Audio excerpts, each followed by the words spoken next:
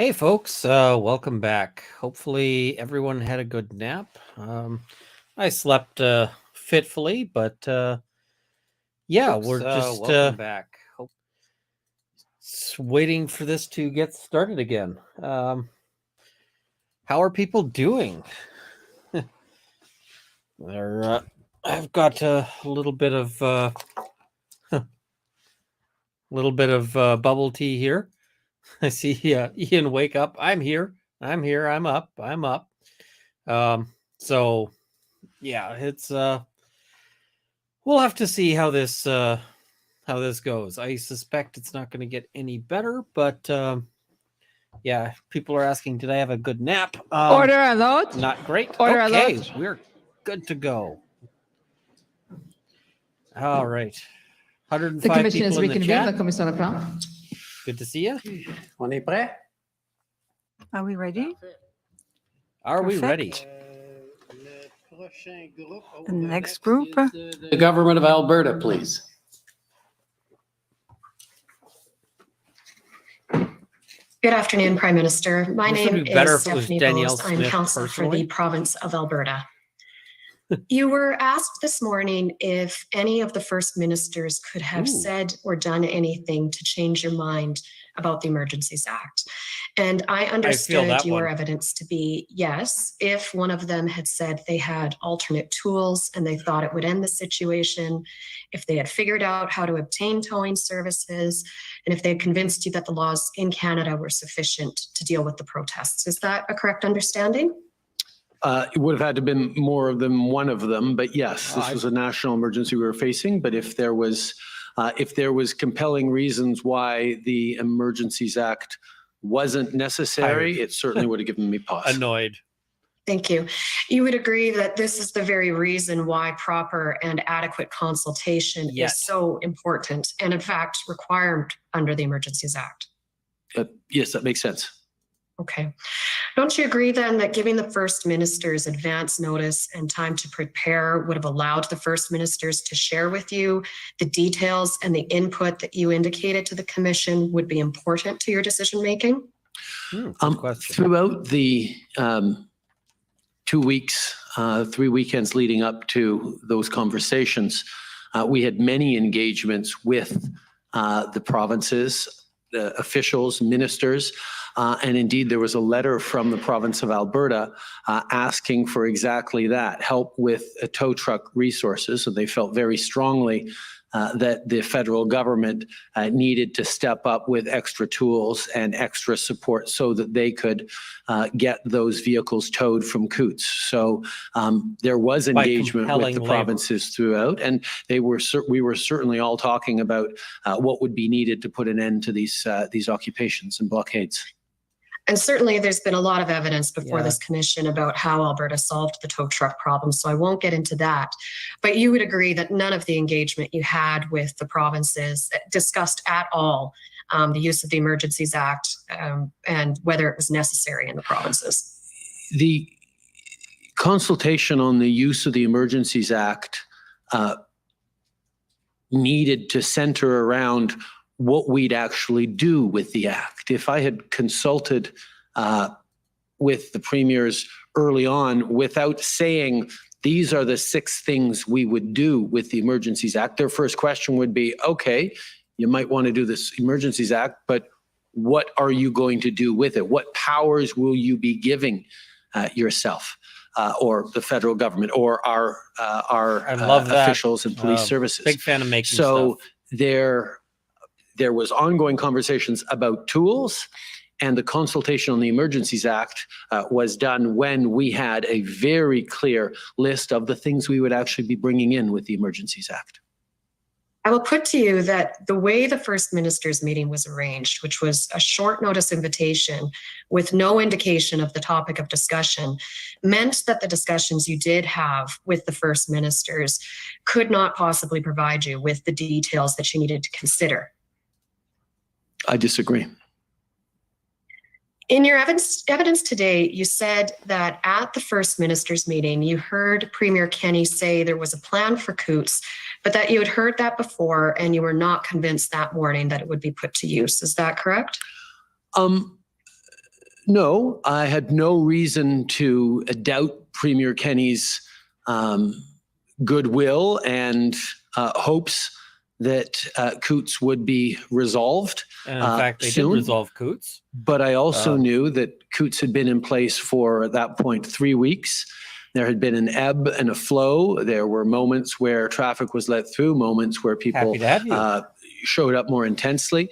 And it goes to the preoccupation we had that even if, as he indicated, there were good chances that it would be cleared in the coming moments, there was going to be a continued challenge to hold open that area given the current context.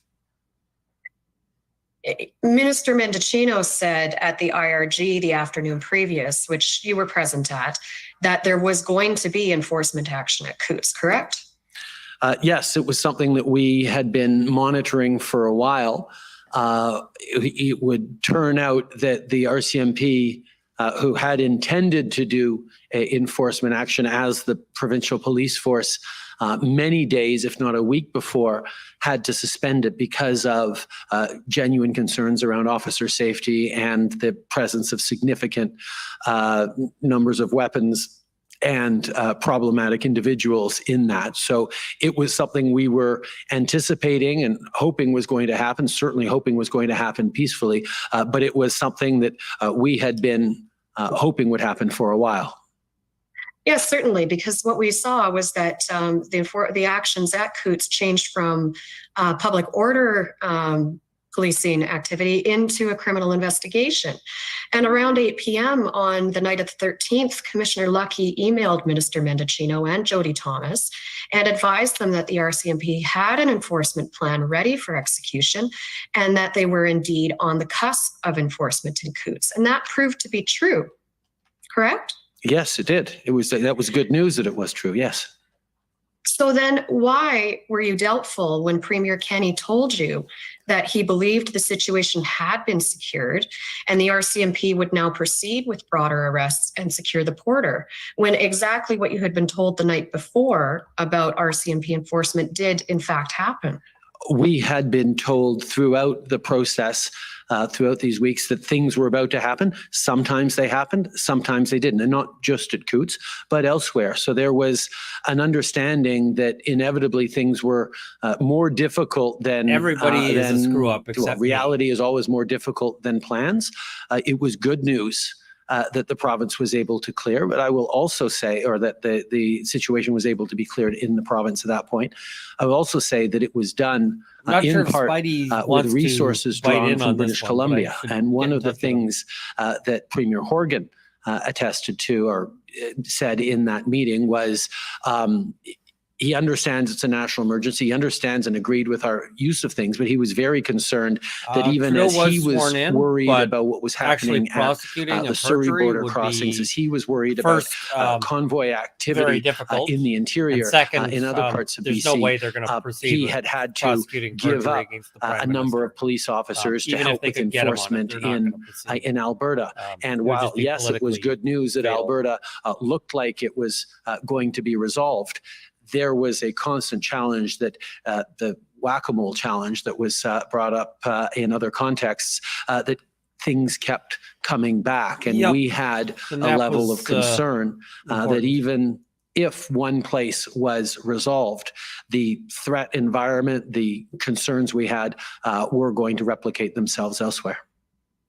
And you understood that the police, the extra RCMP officers that were brought into Alberta were, of course, brought in under the Provincial Police Service Agreement, not under any powers created under the Emergencies Act. No, because they were brought in well before the Emergencies Act. But it did go to the challenge facing being a national emergency when we see police. Well, when we saw the police action in Ottawa at the end of that week, it drew on police members from forces spread across Ontario and beyond.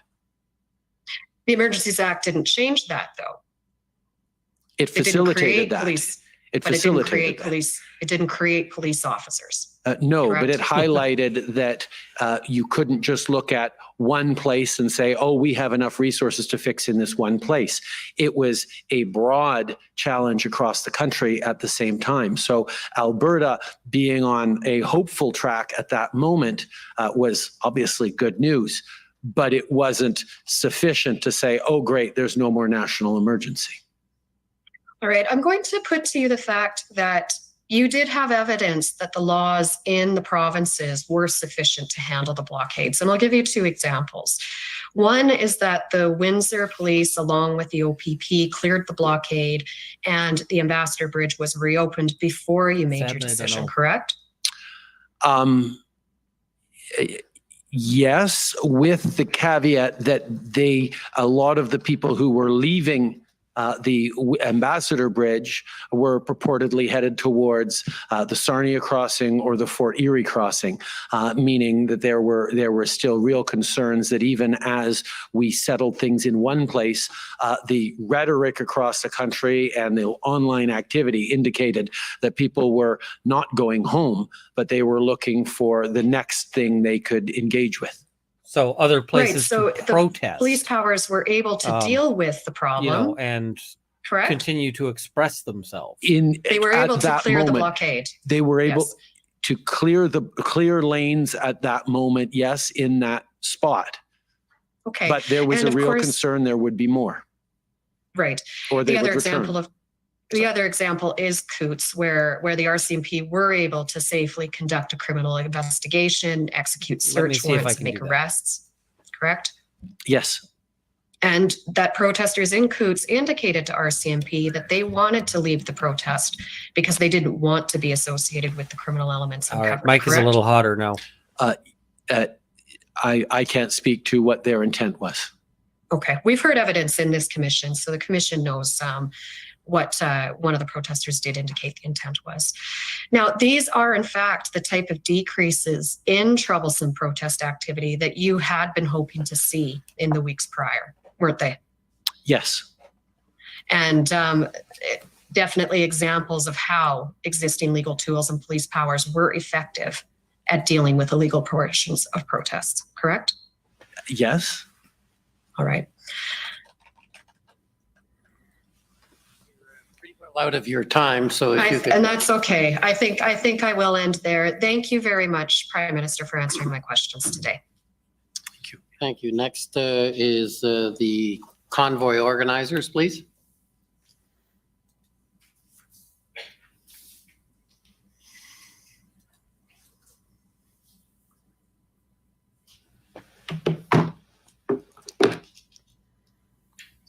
Oh, look at that smug expression. Oh, Bonjour, Mr. Prime Minister. My name is Bonjour, Monsieur le Premier ministre. the lawyers representing Freedom Corp and the protesters who were here in Ottawa in January and February of 2022. I want to first talk to you about the events that led up to the invocation of the Emergencies Act. You would agree with me that the Emergencies Act was invoked on Valentine's Day, Monday, February 14th, correct? Yes. And you are aware that this commission has received evidence from the police and other witnesses that on Monday, February 14th, the Ambassador Bridge was reopened, as was Coots. All the borders were reopened, correct? Yes, and there was concern that more locations were going to be closed.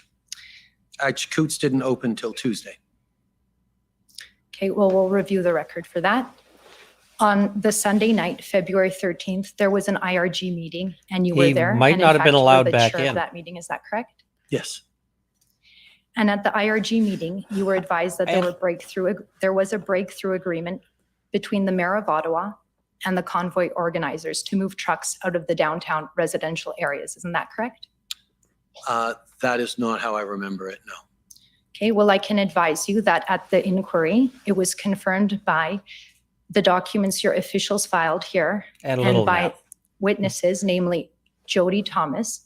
She confirmed that at that IRG meeting, you were briefed that there was an agreement with the mayor. Does that? An Do you agreement recall that? With whom? But And- with the mayor and who? Some of the convoy organizers. Which ones?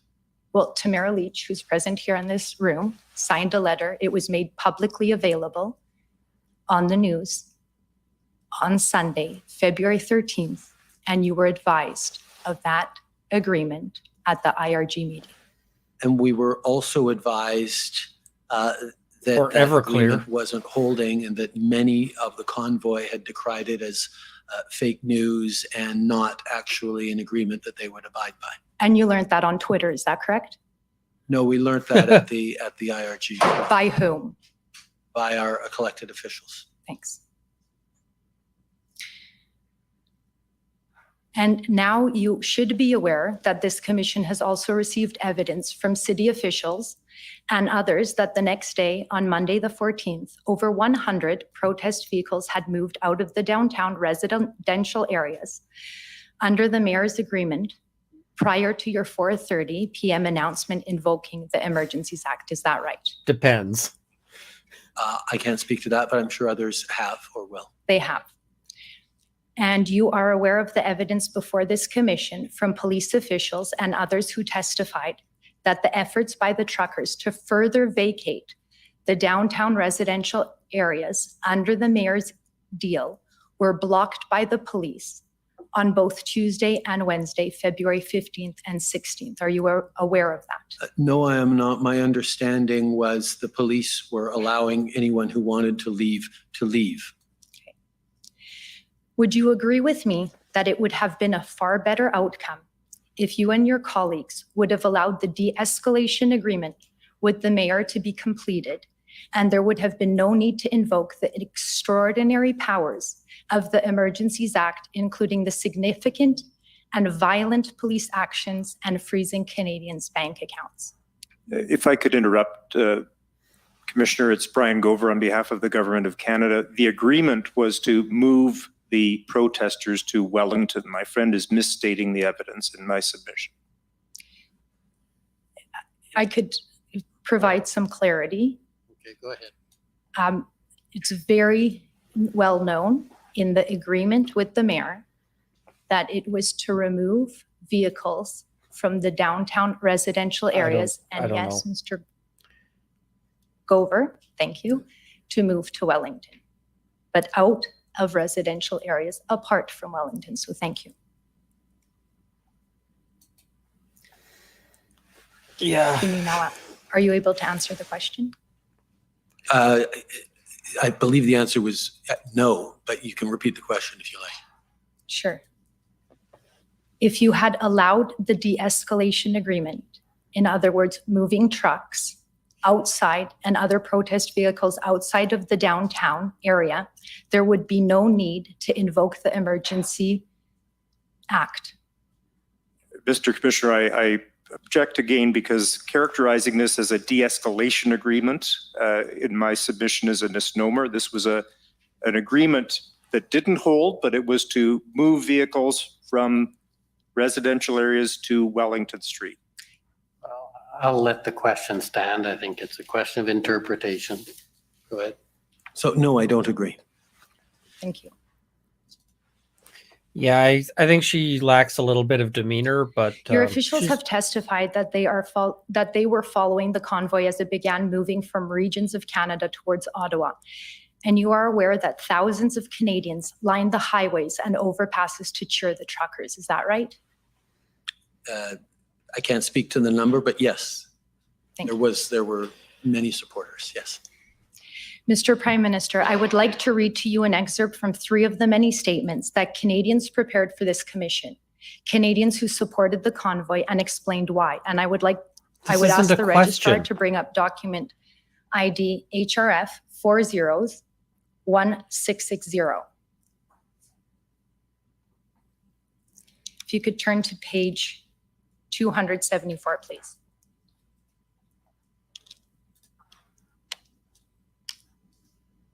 And while that comes up, I'll just start reading the statement.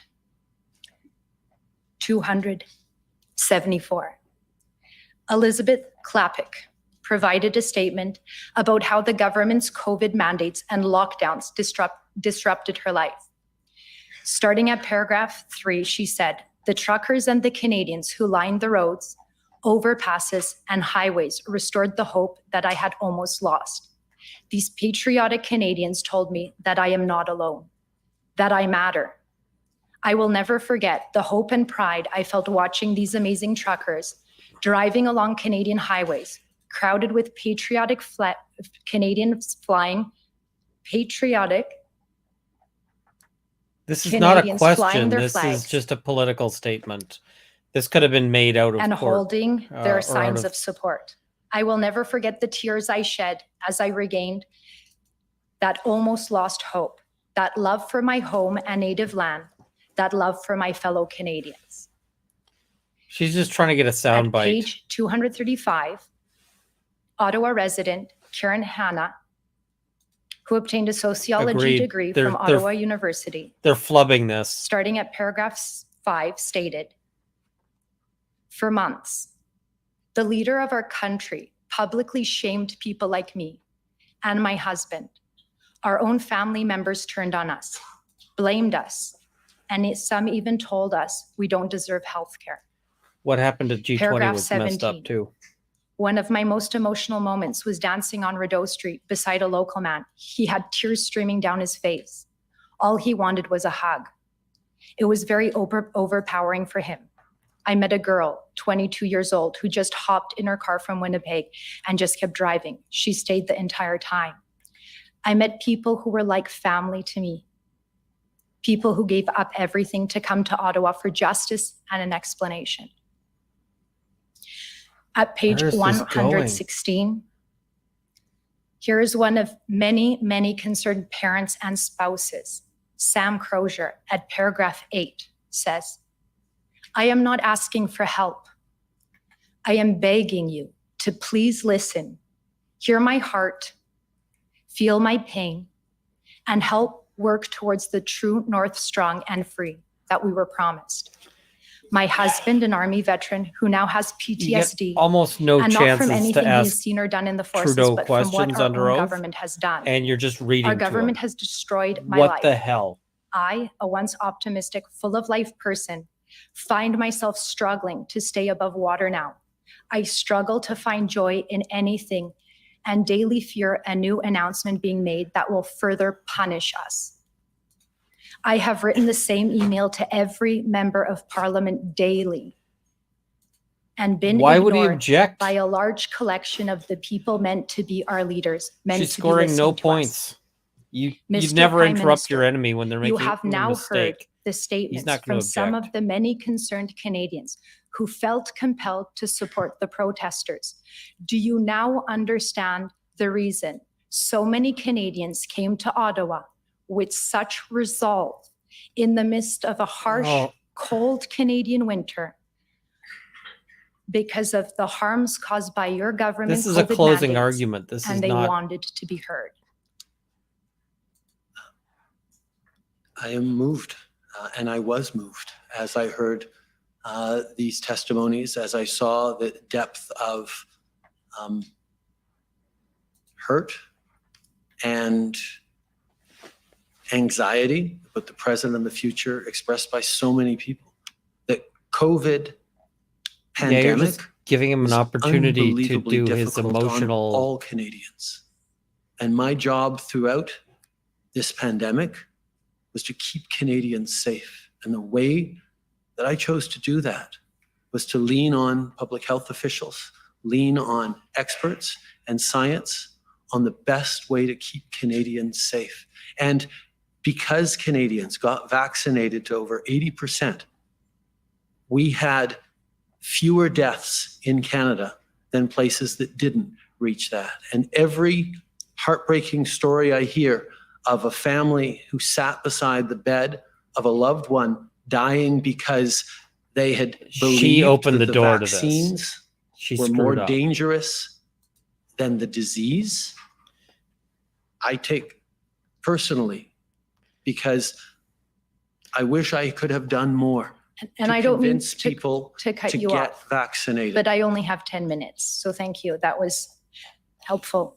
You're- Mr. you- Prime- Just to interrupt you, you're going to have to shorten it because you're already over your time. Okay, thank you. A number of people have testified in this inquiry referencing your widely published comments and calling the unvaccinated racists and misogynists. And we have heard testimony in this inquiry about how some of your officials wanted to label protesters as terrorists. Would you agree with me that one of the most important roles of a prime minister is to unite Canadians and not divide them by engaging in name calling? I did not call people who were unvaccinated names.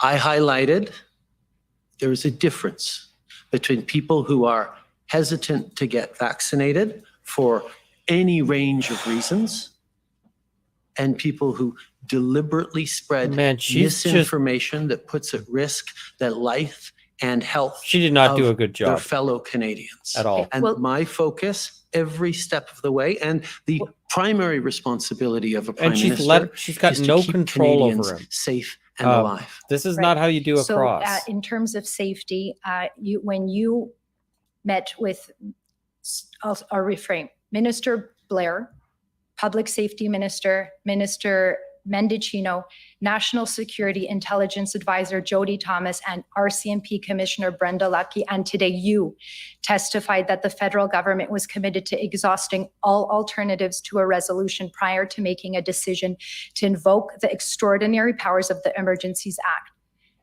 Do you agree that that accurately describes your government's position?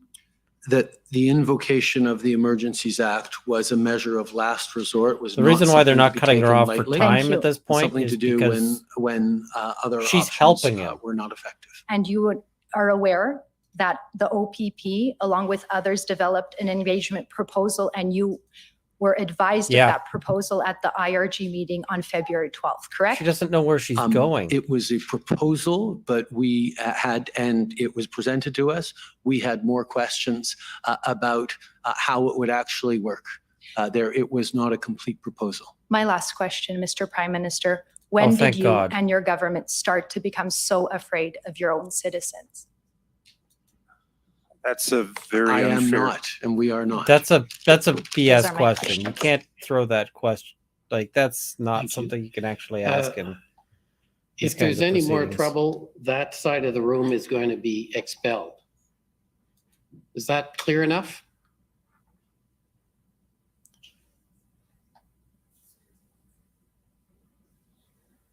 Wow. Next, I'll call Just on the wow. City of Ottawa, please.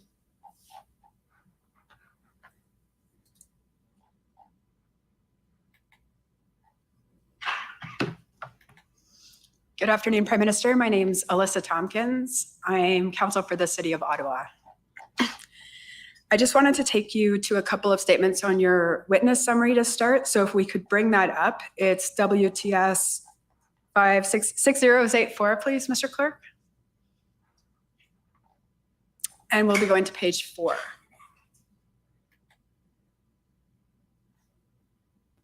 And just if we can scroll down to where we're talking about challenges in Ottawa.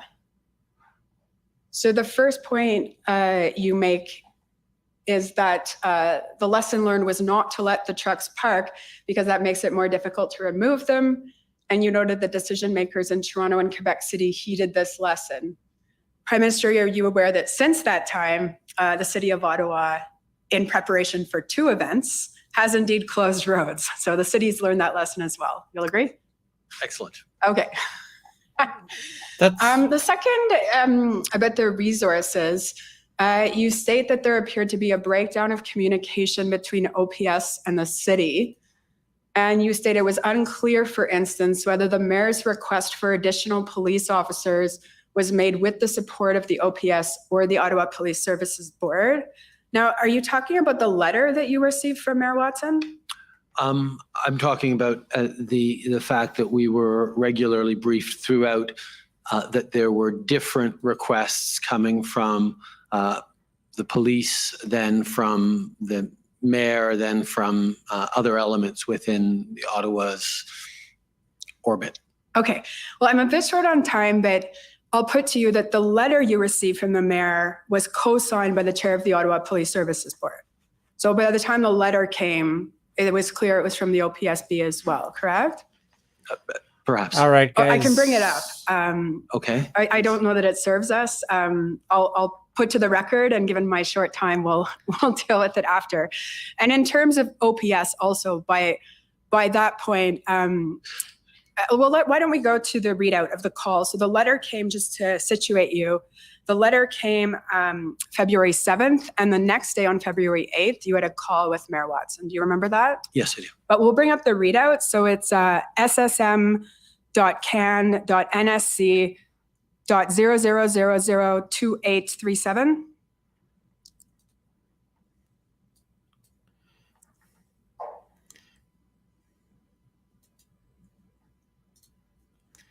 Yeah, it kind of does. And this is the last day of witnesses being called. There's more process, but Okay. yeah. And so there's nothing in here. Let's scroll down to page 2. But if we go through it, there's no concern expressed by you during this call that there's any uncertainty about whether OPS or the OPSB are aware of the resource request. So by this point, is that clear in your mind? I'm sorry. Right? That Trailer Park Boys it's are clear awesome. that Mayor Watson is asking for 1,800 officers. Probably going to get hammered on that one. 'Cause Yes. it's still got a Yes, copyright claim. Mayor Watson was regularly clear in wanting many more officers. It wasn't always clear what the plan for those officers would be. Those we turned to the OPS for that, and the OPS tended to give us different numbers than the City of Ottawa was giving us. That was how I was briefed through it. Okay, no, and there was other evidence on that. I'm not going to take you to it, but I think you're saying that you were briefed on that, but we can rely on the evidence of those individuals here. Okay, but in a contemporary way, as I was watching things unfolded, the briefings I received and what was consistent was there was confusion or misalignment between different sectors of the City of Ottawa and the Ottawa Police Forces in terms of what they needed, how they were being delivered, and that was one of the realities we were dealing with. Okay, but that concern was not expressed in this call to Mayor Watson. You'll agree? Sorry, scroll down a bit further.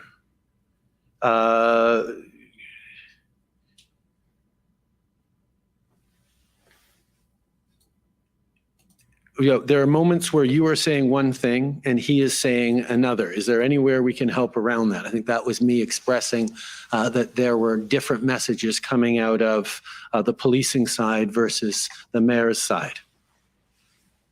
Yeah, and he responds about the police solution issue. So we'll Yes, keep but just scrolling. to your suggestion that we didn't talk about the differences between those, I actually did talk about the differences between what different groups were saying.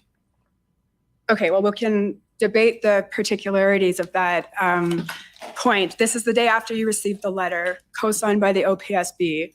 And there's nothing on this call saying that there's concern that the OPS didn't provide that number. There are moments where you are saying one thing and the police are saying another. Is there any way we can help around that? Right, and we'll see the mayor responds. One thing was when he said it's not a police solution, but it is a police solution. So that's what the mayor understood you to be expressing a concern about. And if we stroll down, then we get to a discussion about Mr. Ford. And that's actually where I wanted to get to. In fact, So you took a lot of time. You're out of time, so please get to the point quickly. yeah. So if we keep get to going the point and, is oh, there we are. the moral So of the you story express today. that the federal government will be there with the resources, and there's something about conflating. Where are and you I think going you with testified this? earlier about it's the source of the mandates. But you say Doug Ford has been hiding from his responsibility on it for political reasons, as you She's highlighted. hunting for And a important question. that we don't let them get away from that, and we intend to support you on that. And the mayor says if they keep dragging their feet, I'm happy to I call want to them throw out. my It'd drink be at nice the if we had screen, but something it's my firmed up from screen. the federal government to shame them. Ford didn't even make an effort to come and see what's going on. So Part of the reason that you'll agree, part of the reason the mayor was reaching out to the federal government directly was to give him additional ammunition to put pressure on the province, correct? I can't speak to the mayor's intentions in reaching out to me. I know that I reached out to the mayor to talk about the situation in Ottawa and to express that I had expressed like it. to the commissioner of the RCMP and others that we should be providing whatever resources can help the city of Ottawa. And all I'm saying is that when the mayor went to both the province and the feds, he's explaining to you here that one of the reasons he's doing is that, indeed. because he's also reached out to Ford, is that he's hoping you'll give him something so that he can also push on Ford. So he knows he has to go to the province too. Yeah, but we don't provide police officers in order to shame or make political points. We're providing police officers to be useful on the ground and to be able to deliver things. So maybe there are political points to be scored or made, but our focus every step was what can we do to help deliver the resources that Ottawa obviously needed in order to move forward on dealing with this occupation. But you'll agree that the mayor You're out was of time. frustrated, as were you, that Stop the province trying to was figure not out how to do providing a cross. the resources they needed on an expedited basis. As I believe I testified, my understanding was that the OPP was engaged, but it was at the political level that there wasn't as much engagement at that particular point. As we know, as time went by, the province got very much activated and engaged. And indeed, I had a call with Premier Ford the very next day in which he showed his engagement. All right. Thank you very much, Prime Minister. I appreciate you answering my questions. Oh, Okay, you shouldn't be next is, learning to the do your Ottawa Coalition, cross-examination please. midway through cross-examining the Prime Minister.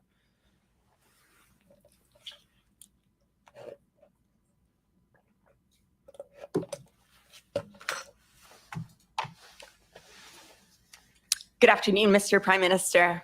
My name is Christine Johnson. I'm counsel for the Ottawa Coalition of Residents and Businesses. Okay, so this is going to I be want a to use my time puff-up with you today, Prime for Minister, Trudeau. to unpack the evidence that you've provided that, in your mind, this Correct. demonstration in Ottawa was not a peaceful protest. So you've already told us, I believe, in response to some questions from my friend with the Commission and my friend with the CCLA, that you obviously believe that protest is a very important part of a functioning democracy. You also acknowledged, and I think most people in Ottawa would agree, that peaceful protests may sometimes cause inconvenience for people and may also sometimes cause temporary interference with critical infrastructure even.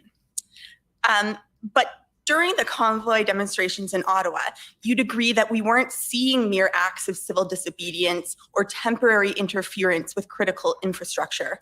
We were seeing unlawful conduct that significantly interfered with the community's ability to live and exist.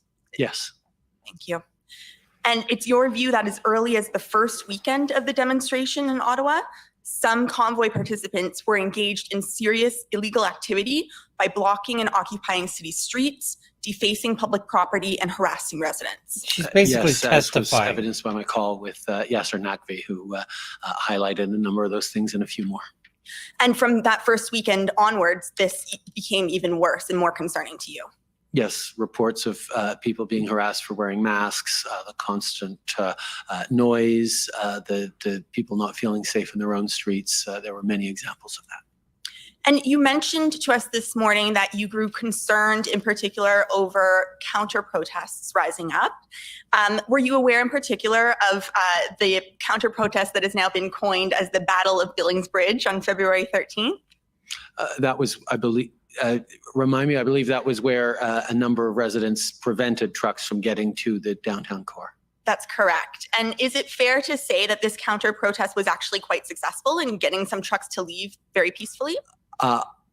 It's possible that it achieved those. She seems like she's forgetting which side she's on. Having civilians having to do things that would be more appropriate for trained police officers to be doing, I think we can both agree is not an ideal situation.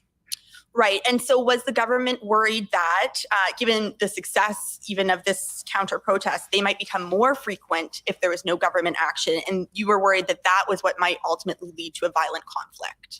Yes, when I talked about threats of serious violence, the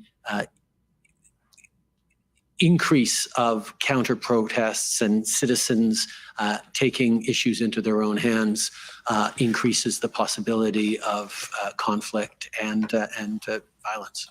Right. And we've seen one document that I want to ask you about. I won't pull it up, but a CSIS report that we've been taken to a number of times in this inquiry that described the situation in downtown Ottawa.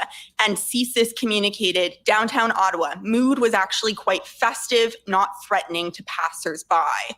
I take it this was not your assessment based on what you were seeing and hearing for yourself. I think there were moments of festiveness and collegiality amongst people who were there. At the same time, CSIS also reported to me and to cabinet that there were IMVE purveyors of extremist ideology within the protest, and one of the concerns was people could be inspired or convinced or amplified in their behaviors to actually lash out and take pretty much that actions is in what ways she's that were, doing. threats She's trying to support public this. safety. And in addition to that, you were hearing, in fact, that many Ottawa residents, business owners, and workers did in fact find the convoy quite threatening. So to those passersby, at least, there was threatening behavior. Yes. And you, in your witness statement, Business you also owners will suggest never that in your support a mind, this is not a protest. peaceful protest because of the threat of violence that existed towards law enforcement when they were trying to manage the demonstration. I think a protest in which law enforcement are prevented from being able to Pure stubbornness. do their jobs because of threats of violence to themselves cease to be a legal or peaceful protest. And my last question for you following from that is that when the government was ultimately considering the invocation of the Emergencies Act, CSIS advised Cabinet that invoking the Act could further inflame extreme anti-government rhetoric and even incite violence. To your mind, hearing that assessment, does that not in and of itself confirm to you the threat of serious violence that was ever present amongst these demonstrations? You're feeding him an if answer. Someone's telling me, oh, you should be careful about actually enforcing the law because that might make people more violent. That's not necessarily a good argument as to why we should sort of let it slide or not intervene.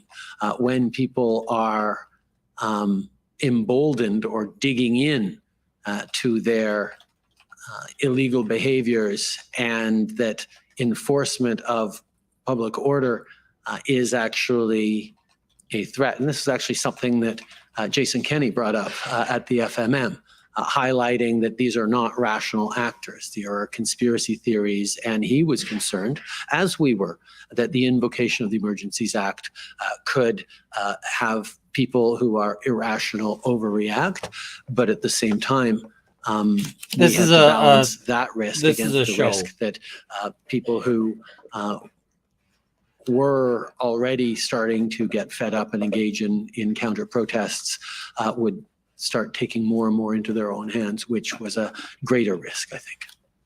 Thank you very much, Prime Minister. Those are all of my questions for you. Thank you. I have not. Next, I'd so like to call on the Ontario. I don't think a judge Provincial is going to do Police, that. please.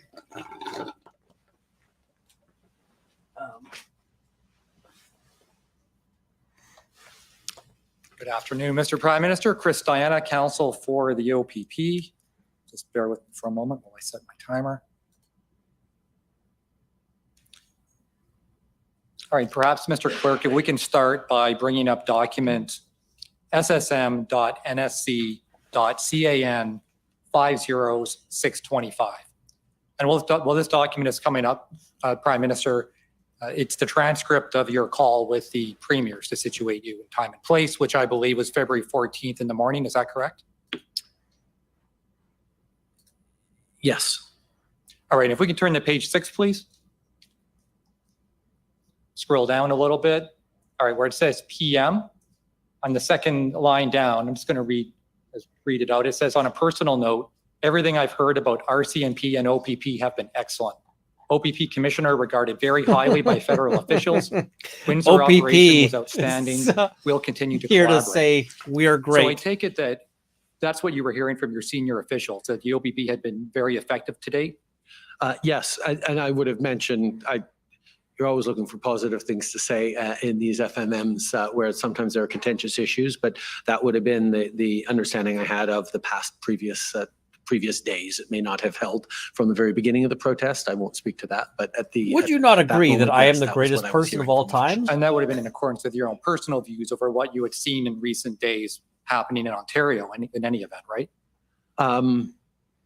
Yes, that there was progress. Yes. And I take it that your government had full confidence in the OPP to discharge its policing responsibilities within the province of Ontario?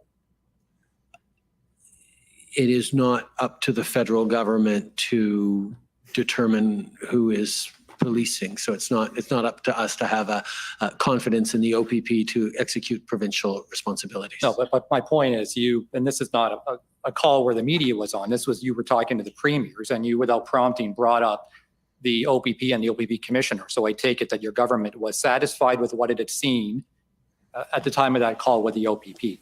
I was prompted because the premier was talking about the OPP before, so it wasn't entirely unprompted, but I was happy to say yes. I'm not trying to argue about it. Yes, things seem to be working well at that point. Right, and because by that point, and we've established earlier in your evidence that the Ambassador Bridge had been fully open to traffic, correct? Yes. And that was an OPP-led enforcement? If you say so. And we also know at that point, I think you testified that you were aware that the OPP had sent subject matter experts to lead the integrated planning team in Ottawa? Yes, I knew that they had sent experts to support in Ottawa. Right, and they were working with other police services, but you may have heard some of the evidence of Carson Party, who was leading the exercise from the OPP, correct? I hadn't, but I'm sure that's true. And you also mentioned some other areas of difficulty in Ontario. You mentioned the Blue Water Bridge. You mentioned Fort Erie. Those are the other areas the OPP was actively engaged in, correct? I assume, yes. And to your knowledge, there was never an occupation or a blocking of either of those crossings. I believe there were slow rolls headed towards one or both of them at one point. There was chatter about people moving from the Ambassador Bridge to one or two of the others, but I don't believe those, I'm quite sure that those blockades never actually fully materialized. Right, and the OPP were actively engaged in those movements, correct? Yes, both before and after the invocation of the Emergencies Act. Right, now, in that context where the OPP is active across the province of Ontario, you would agree that OPP Commissioner Carrique could have provided valuable input on what tools might be useful under the Emergencies Act? Ontario Provincial Police. Yeah, this guy knows what he's doing a little bit more. Provide inputs. We, as a federal cabinet, got our inputs through the RCMP, but part of the RCMP's role was to inform us on suggestions and requirements by all other police organizations as well. No, and fair enough. And you may not have heard the evidence. Both Deputy Minister Stewart and Commissioner Lucky thought that the OPP had been consulted, but in fact, they had not been.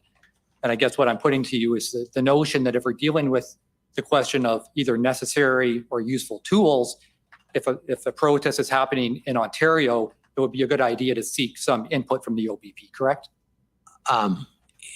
It would not be up to me to call the OPP. It would not be up to the necessarily even a federal minister to do it. Our expectation, my expectation certainly would have been that it would be for the RCMP to work with their fellow police organizations on coordination. And I would have assumed that that was done. Yeah. And that could be done quickly from commissioner to commissioner, correct? Yes.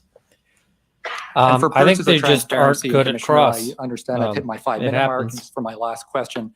For purposes of transparency, we know that there is a Police do have a consultation hard record, job, as we've for seen sure. here when you talk with the premiers, that there I'm should critical of also them, be but I get it. written record of consultation with law enforcement so that for accountability purposes, when we go back and take a look at the circumstances in terms of the tools, This that is there's what no he's ambiguity about fighting what was against. needed or what tools might be useful. Would you agree with that suggestion? I know the commission will be reflecting on suggestions on how to move forward in future emergencies. So you would agree with my suggestion then, correct? It's not up to me to agree with what needs to happen in the future. Okay, but you wouldn't disagree then? I think more consultation is good, but understanding that in an emergency, one needs to. What a move quickly. weasel. All right. Thank you, Mr. Prime Minister. Okay, thank you. The next is former Chief Slowly's counsel, please.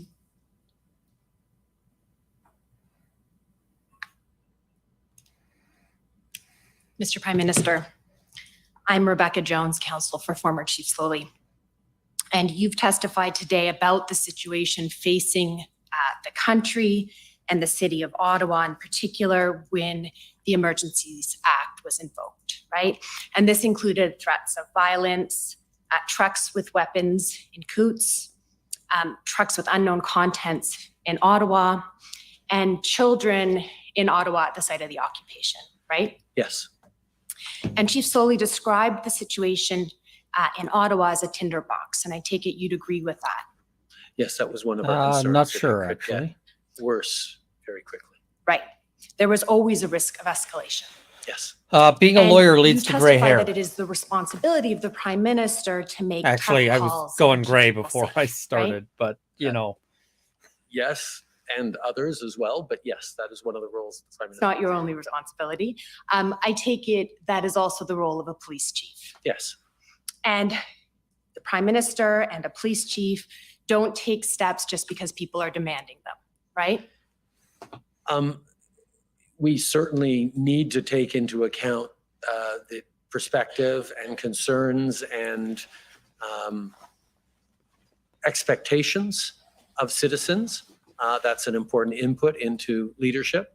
But ultimately, Cheers. Thank we you. have to, getting the decision right is more important than making the popular decision. And you testified that as of the date of the Emergencies Act, This is actually a the fairly fact that there had exciting not yet proceeding. been any believe it or serious not. violence was obviously a good thing, but that you couldn't say there was no threat of that, right? Indeed. And I'm going to suggest that the fact that there had been no serious violence was not only a good thing, but it was a credit to municipal police forces, all police forces, Chief Slowly, and all of his policing partners. He doesn't like this one. Yes, and a credit to residents, and a credit to people who were there on the ground. There was no violence. It would have taken one person on any side to create situations of violence. So it is fortunate. So that- any that there was situation no where there's at violence, least no one significant person violence, that who could be violent now And it is to justifies the credit of Emergencies Act? police, among others, that there was no serious violence, right? She's here I'm for not the in a police position to chief, evaluate how so much what she's the police did or gonna didn't be do in talking up the Ottawa, police were awesome. was directly responsible for the lack of violence. Okay. Now, in 2021, then Chief Slowly was invited to the Yeah, I Prime mean, Minister's listening circle to speak The about Ottawa policing reforms. protesters You seem remember to have no that? interest in violence. And Mr. Prime Minister, you thanked him for his presentation and you thanked him for his leadership in leading police reform in Canada, right? Yes. And I take it you agree that it's important to have voices like Peter Slowly's. at As a the criminal table of defense Canadian lawyer, I can policing. tell you that there's a lot of Christmas dinners that turn into violence. You mean diverse Canadians in positions of power? Yes. Yes. And the convoy-related events across Canada in late January and February of this year, I take it you'll agree with me, they were a trauma for the nation. They were certainly a very challenging time, and many Canadians experienced them as trauma. Yes. Right. And this trauma landed more heavily on the shoulders of certain individuals, like Chief Slowly and his family, than on others. Is that fair? I think Yes, hit the There- like button. It's much appreciated. There's a lot of trauma to go around on all sides. Now, I want to return in the time I have left to the issue of the readiness of the operational plan as of February 13th. And you've been candid in acknowledging done a that pretty you good job agreed at the what she needs to operational accomplish. plan on February 13th. She's doing much which of better course than makes some of the sense, That I others. wasn't given the operational plan. And nor would you expect to be. That's right. Okay. And you can't comment on whether or not it was a good or complete plan, you testified. I can't comment from personal knowledge, but my understanding, both at the time and subsequently from people who are aware of the plan, was that it was not a complete plan. Okay, so we're going to have to put aside subsequently. Yep. It was the plan that Don't cleared have the to like them to occupation in support the Ottawa, right to is protest. the evidence here. But at the time, Sorry, that was a plan of the 17th that cleared the occupation. Trudeau's been It's throwing not the everyone plan of under the 13th. bus that well, isn't we him. will put that aside. We will disagree on that issue, Mr. Prime Minister. But what I believe you're saying is that at the time, on February 13th, or as of February 13th, that was your view. Sometimes. Based on what you were being told, I take Usually it, it's just fist fights. by the Commissioner of the RCMP. Sorry, what was my view? That the plan was The plan wasn't inadequate? ready. Yes, Okay. that was my view. And I just want to take you, please, to TRN 23, page 69, please.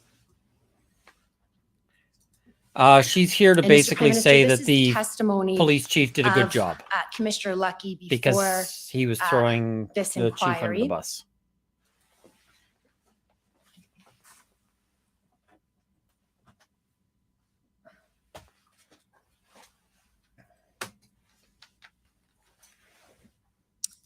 I believe it may be page 69 in the PDF. Magic.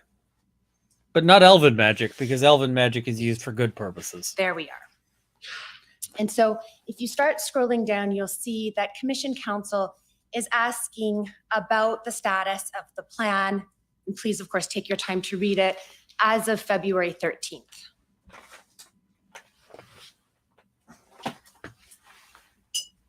And you will see that Commissioner Lucky confirms, yes, that was when it was completed. And that would be on February 13th.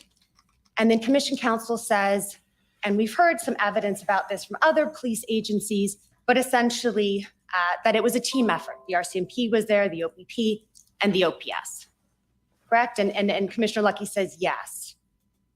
And Commission Council says, and I understand it, you in particular, Commissioner Lucky, and perhaps the rest of your team who looked at it, were generally satisfied with the plan as an operational plan to deal with the situation It's in required Ottawa. by the Emergencies Act. And Commissioner Lucky says, yes, both myself and Commissioner Carrique were briefed on the plan the Friday before that. Like, I think it was around February 11th, we got the actual briefing from the planners on the plan. And yes, we were satisfied with the plan. Okay, so I put that to you, Mr. Prime Minister, to suggest that what happened here was that you were not briefed by Commissioner Lucky on the 13th as to her satisfaction and the RCMP's satisfaction on the integrated plan to clear Ottawa. I can only speak to what I both knew then and what I know now. What I knew then was what my understanding was then was Yeah, they that, thought it would be funny there to do was a not Tiananmen Square. complete plan or a workable or operational plan to clear Ottawa at that point. And I now know that indeed there was not a plan on that weekend. Mr. And I Prime can't Minister, speak to what people said. It's important that we stick with what you understood on February 13th. Yes. Okay, So so what I I'm- understood then was that there was not an adequate. And I hear you on that. What I'm suggesting to you, based on what you've seen, was Commissioner Lucky's evidence that there's a disconnect here. And perhaps what happened, and I'm going to suggest what happened, is that Commissioner Lucky didn't brief you and your cabinet on the fact that there was a complete plan on the 13th. I can't comment on that. Thank you. Thank you. Next, call on the City of Windsor, please. I can tell you that I had some tanker, some CAF tanker members reach out to me, and they had some pretty Good strong afternoon, comments Mr. Prime about Minister. the notion My name of is being Jennifer asked to King, and roll I'm out legal tanks against counsel that. to the City of Windsor. Mr. Prime Minister, I would like to start by taking you to one document, SSM CAN NSC 402698. What? This is a readout of a call that you had with Mayor Dilkins of Windsor on February the 10th. Do you recall that conversation? Yes. On the first page, there's some takeaways. I just wanted to read out the first one. The mayor appeared confident that a plan and resources are in place. He only needed the injunction to operationalize the plan by Saturday. PM provided reassurance that the federal government is there. If you could scroll to page 2 towards the bottom of the page, Mr. Clerk. And you'll see here, So Mr. tired. Prime Minister, that it indicates that you said, as I was speaking with police officers and various folks, no question on the ground operationally who has jurisdictions. Yeah, that's I can a assure you that the gentle RCMP is response working closely from with the OPP. some of the stuff I heard. Because this is our problem, and I want you to be reassured that we are out there and operationally totally linked. So I just wanted to stop there. What did you mean, Mr. Prime Minister, when you said this is our problem? It is our problem together. It is our, as in different orders of government together, as I assume what I meant on this one, because the rest of the sentence is really showing that I knew and I'd been apprised that. This is based on a case called Brown and Dunn. Happening in Windsor, Basically, it's the putting OPP and the RCMP were working well together. putting a statement And to hopefully somebody. it continues on, and hopefully the to politics will suggest to recede them. a little, because some of that stuff coming out of QP is a little inconsistent. What does QP mean here? Probably question period on the federal side, because I think we were, he was talking about I'll the pop in when challenge I and can he for a was- the bit, but challenges I he was do facing have in work council tonight, chambers as so well, and I some of won't the, be able to be there for the full debates that were time. happening at the municipal level. Right. Okay. You can take that down, Mr. Clerk. Thank you. You testified this morning, Mr. Prime Minister, about jurisdictional issues that arose related to the governmental response to the blockades and occupations in January and February. In Windsor, there's a provincial highway connected to an international border crossing by a municipal road through a community, right? Would you agree that the response to the blockade required communication and collaboration between all 3 levels of government? Yes. Certainly this morning you testified that when 3 orders of government are able to work seamlessly together, you get better results, right? Yes. You would agree with me that there was not a pre-existing plan or framework establishing the jurisdictional responsibilities of each of the 3 levels of government when responding to the unprecedented circumstances of these blockades of critical infrastructure? I can't speak to the existence or not of that, but it is clear that if there was, it wasn't as effective as it could have been, and if there wasn't, perhaps there should have been. Okay. And you testified this morning about the 2 tracks of work coming out of the IRG meeting on February 10th. The clerk of the Privy Council told this commission that track 1 was to determine everything not that as could be done within captions. the existing set of powers, duties, and functions under the law, right? Yes. So there was no pre-existing plan or framework setting out the various authorities available to all 3 levels of government to respond to these blockades. Sorry, I don't understand what you're asking. So it wasn't predetermined, it wasn't pre-collected, the different authorities that were available to the different levels of government. But that sounds like operational police coordination, and that's not something that, as Prime Minister, I would be particularly closely involved in.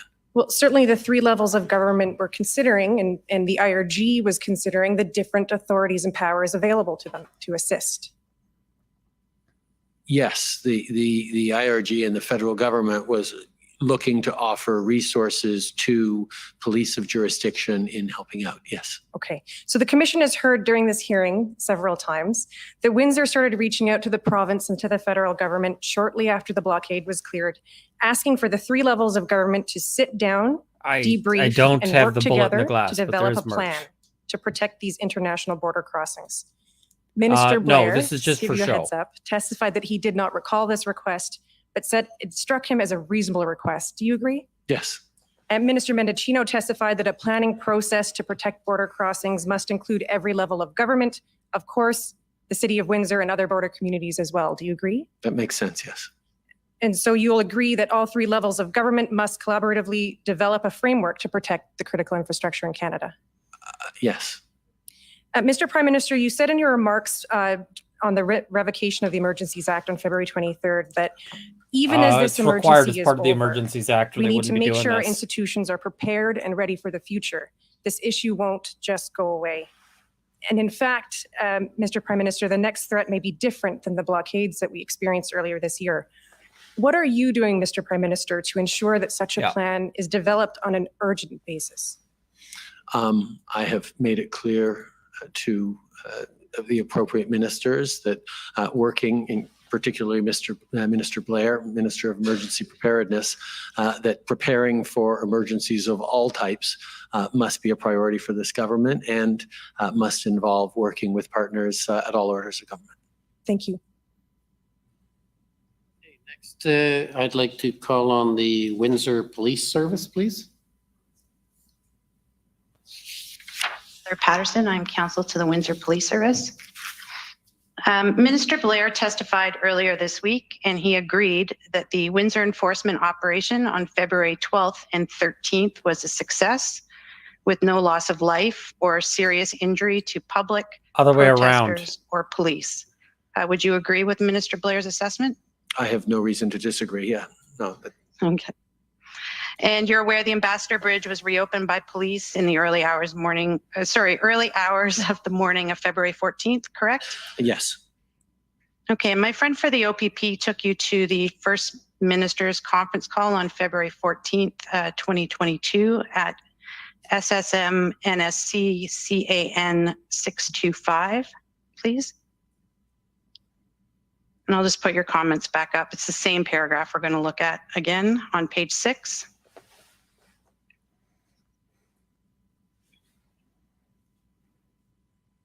My focus obviously will be a little bit different than the OPP's.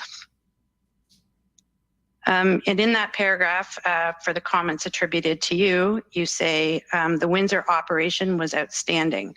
And would that accurately reflect your comments that you gave to the First Ministers that day? Yes, those seem to be my comments. Okay, great. Thank you. Those are my questions. Okay, with that pat on the back, we'll go to the government of Saskatchewan, please. Good afternoon, sir. I'm Mitch McAdam, one of the lawyers for the government of Saskatchewan. And I want to ask you a few questions about COVID-19 and the Emergencies Act. I would ask the clerk to please bring up POE.SAS.701.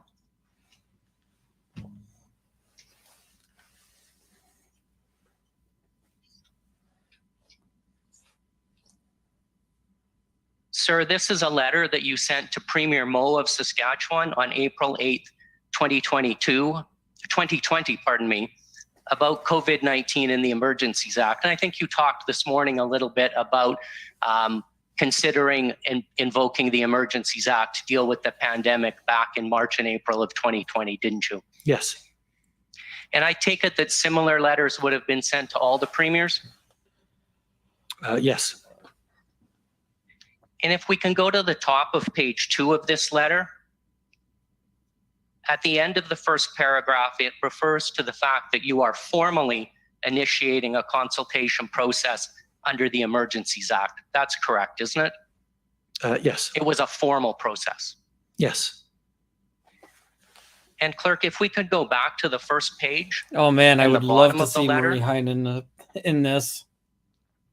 It indicates that you had already discussed the Emergencies Act with the premiers during at least 2 telephone conferences, one on March 23rd and one on April 2nd. That's correct, isn't it? Yes. And also in that same paragraph, it refers to the fact that ministers from at least 4 different departments have spoken to their provincial counterparts about whether measures under the Emergencies Act could assist in the collective efforts to deal with the pandemic. That's correct too, isn't it? Mm-hmm. Yes. No worries at all. This is tough to listen to And if for we me can go too. back to page 2, I'd rather please. be napping. She was counsel for fourth Gian paragraph on Gomeshi that and page, several other high-profile it trials. refers to She's you a asking the badass. Minister of Public Safety and the Deputy Prime Minister to also reach out to their provincial counterparts to discuss this. That's correct as well. Yes. So I take it that back in 2020, there was an effort involving a number of different federal departments to reach out to their provincial counterparts to discuss the Emergencies Act in this context. Yes.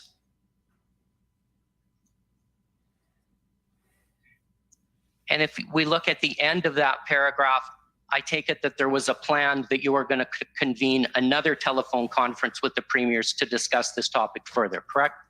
Yeah, she also did amazing work in the Mark Norman trial. Yes. Just completely Okay, thank you. steamrolled Clerk, it. if I could next ask you to pull up another document, it's SAS.702, please.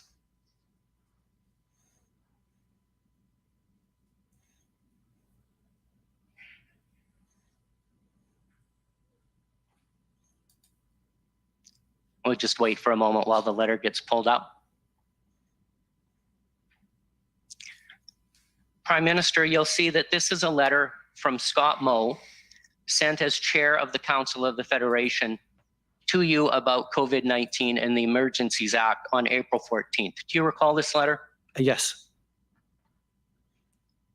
And if we look at the end of the first paragraph in this letter, it refers to another conference call with the premiers about this matter on April 9th. That's true, right? Yes.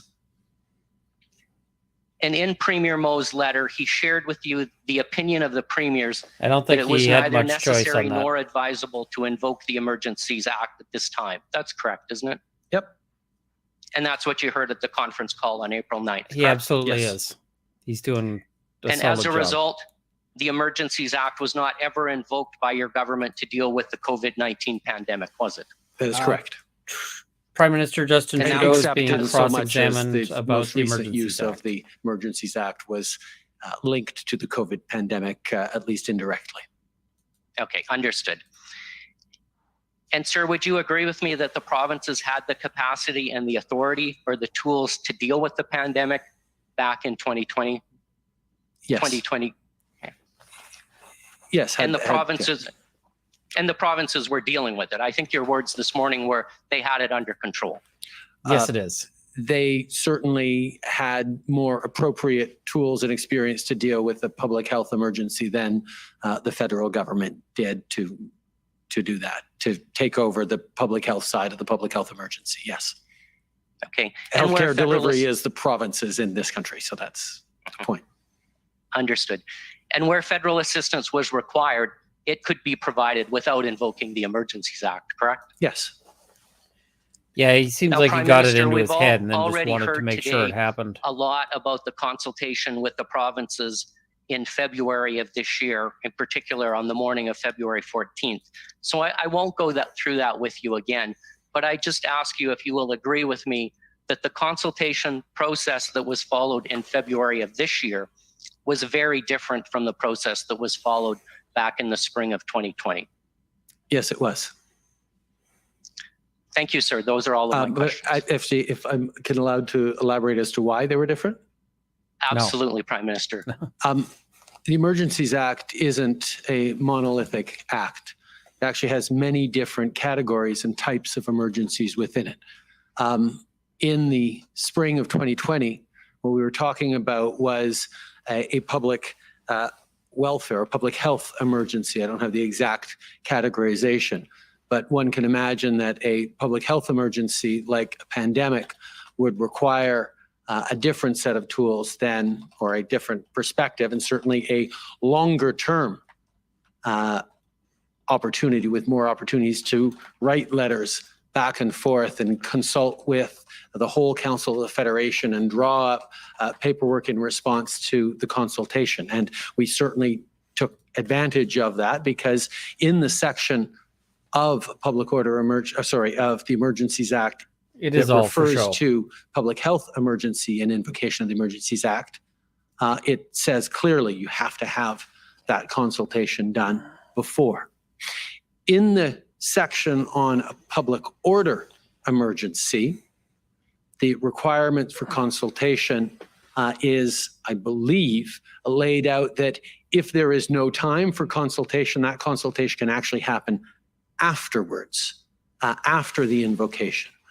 It certainly highlights that it wouldn't be ideal, but it recognizes that a public order emergency might require a much more rapid No, if he did, he'd be dead of reaction BS time poisoning by now. than a public health emergency. And the fact that we were looking at two different parts of the same Emergencies Act, I think goes a long way towards explaining why we were able to do an extensive consultation, even though, as I'd said from the outset, I wasn't leaning towards, it wasn't our intention to invoke a Emergencies Act around the public health, but we wanted to do the consultation because people were concerned that we look at all tools to deal with this pandemic, and we did. But when it came to the exigency and the urgency of the public health, the public order emergency, we went from a Sunday establishing the 6 or so different tools that we would bring in to consulting the very next morning with the premiers with this freshly established list of tools, and then invoking just hours later. And those compressed timelines made it a very different watching context a tool. from one type of invocation of the Emergencies Act to another. Prime Minister, you'll understand that we as lawyers are always looking for precedents, and this is the only other precedent where your government has considered invoking the Emergencies Act. Isn't that true? Yes. Thank you. Those are all of my questions. Yeah. Next, I'd like to call on the Criminal Lawyers Association, please.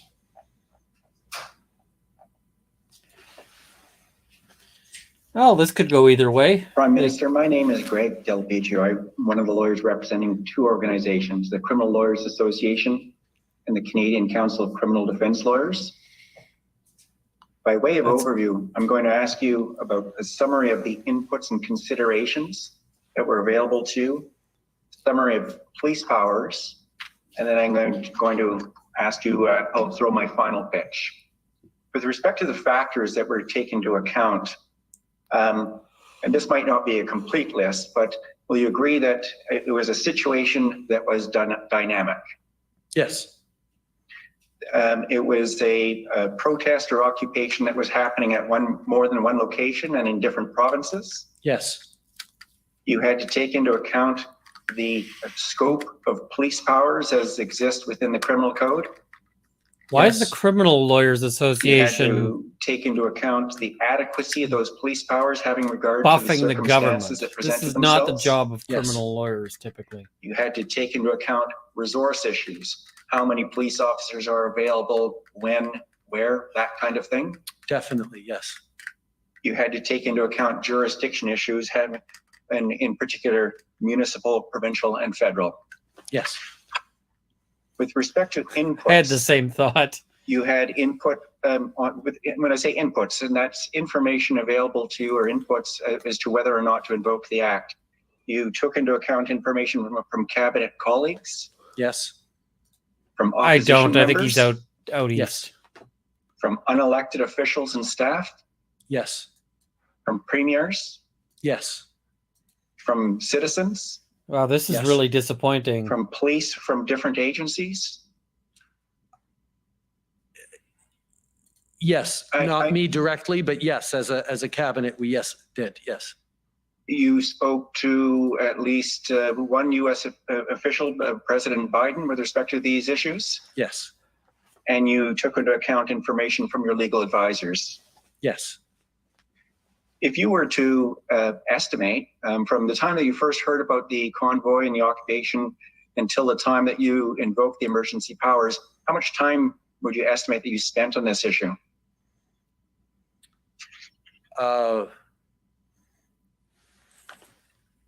Most days Oh, thank you. in the thick of it, about an hour a day minimum.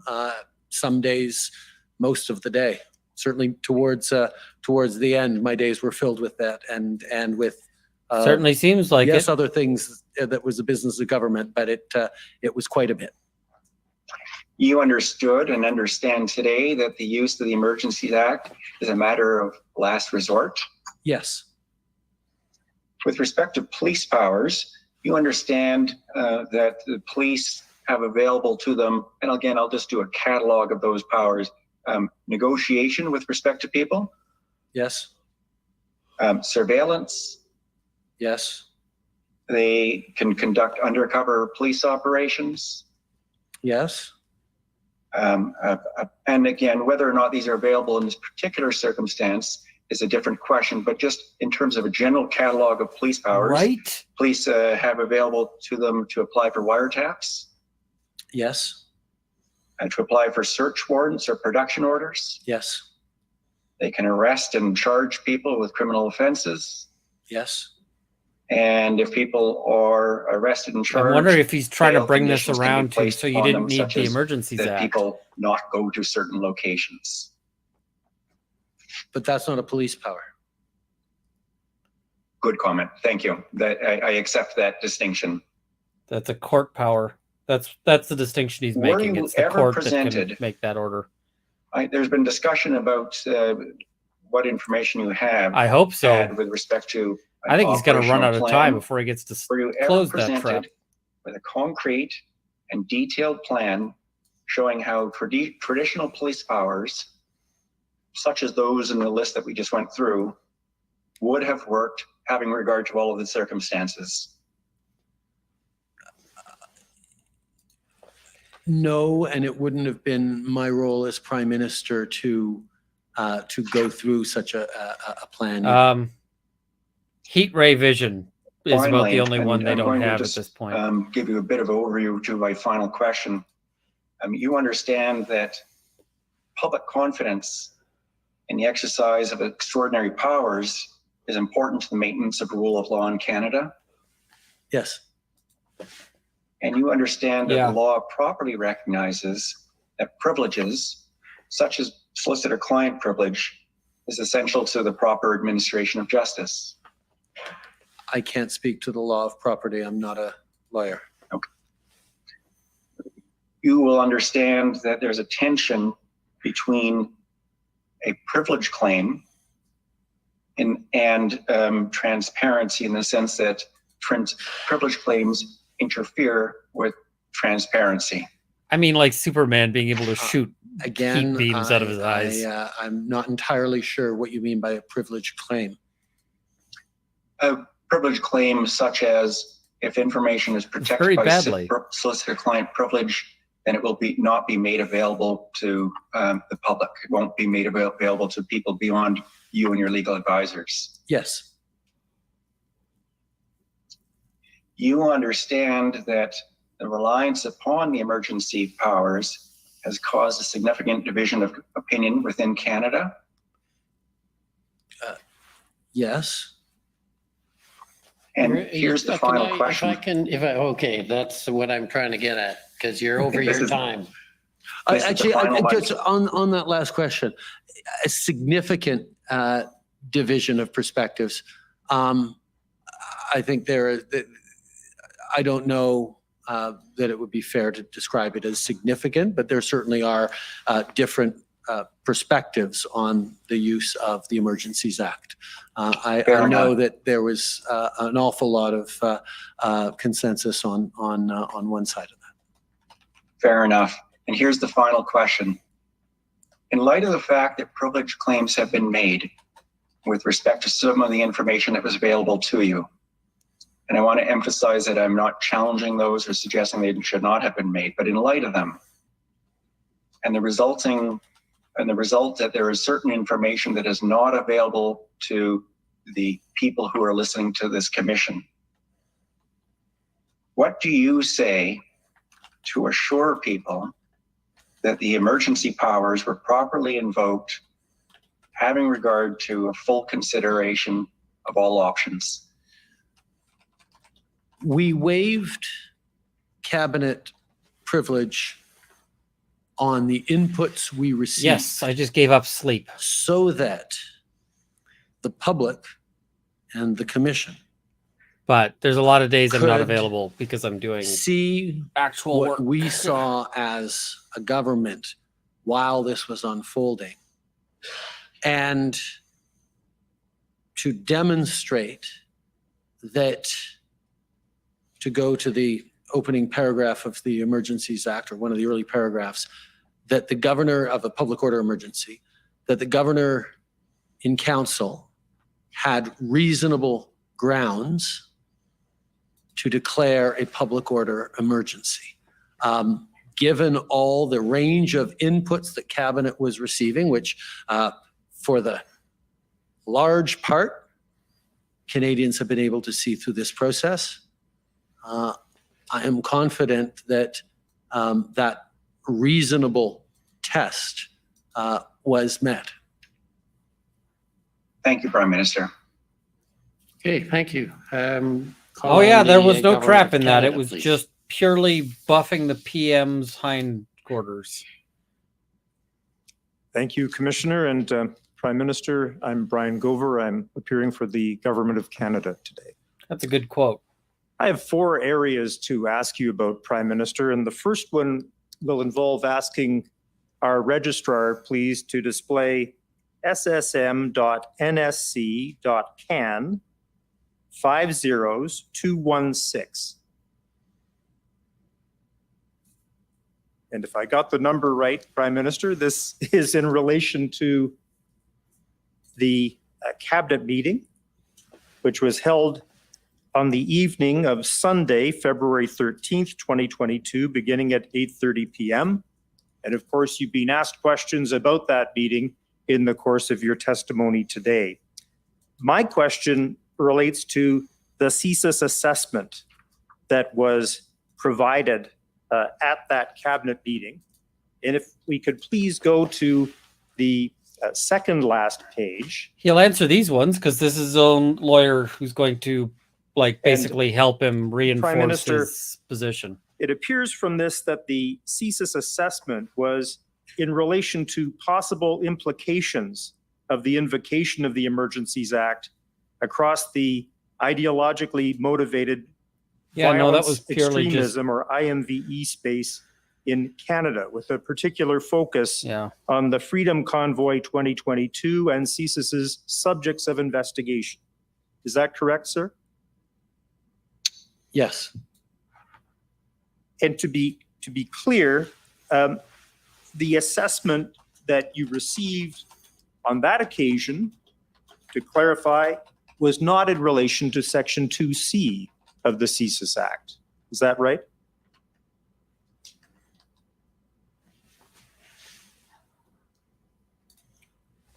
Sorry, can you? Yes, I rephrase can. that? I can. So the assessment you received, and we have it here in this page and a little bit more, appears to deal with this question of essentially the impacts of invoking the Emergencies Act, and in particular, as it relates to what we've come to call IMVE, with a particular focus on the Freedom Convoy 2022. This is a really meandering question. Subjects of investigation by CSIS. Yes. It was some time ago, so that was months asking ago. some leading questions here. Okay. Subject to Section 58 of the Rules of Procedure. If you could ask more open-ended questions, that would be appreciated. Yeah, he's not allowed to lead his own that's witness. The rule, but if it's non-controversial, maybe it can, but if you could be careful, please. I will be careful. My purpose was only to clarify something that may have been obfuscated somewhat earlier. So thank you very much. We can take that down, Mr. Registrar. Prime Minister, describing what was brought to your attention on February 13th by Commissioner He was Lucky, really just testifying about the plan for Ottawa, and this at the IRG meeting earlier that day. You told Commission Council, as I've noted it, it wasn't a plan, not a fully final plan. And first of all, have I noted your evidence correctly? Yeah, no, I'm that's always exactly what that wary, was. He was trying to fix a to try and problem. distinguish what I know now from what I knew then. I'm comfortable in saying that what I knew then, whether it was from Commissioner Lucky or others, or what I was briefed on, was Ottawa did not yet have a firm and concrete and convincing plan that they were going to be able to take care of the occupation this time, as opposed to all the previous times where they had said they were going to do it and were unable to do it. That was certainly the sense that we had. Versus what I know now was that it turns out that what they say was a plan on the 13th was an engagement plan and not a ending the occupation plan. And what I'm going I've to got do, a hand Prime signal Minister, for in the him. course of the next few questions is take you through what we now know to be the case and ask you how it accords with your recollection of what you knew then on February 13th. And in that respect, could we go to WTS 00000, so that 30. Sorry about that. This is the witness summary of Superintendent Oh, right. When I Bernier. mute, it cuts out the audio And for you we've heard, guys. so I Prime should Minister, just that sneeze. Superintendent Bernier was the incident commander in relation to the operation that ultimately cleared downtown Ottawa. And if we could go, please, to page 18 initially and the first sentence of the first paragraph.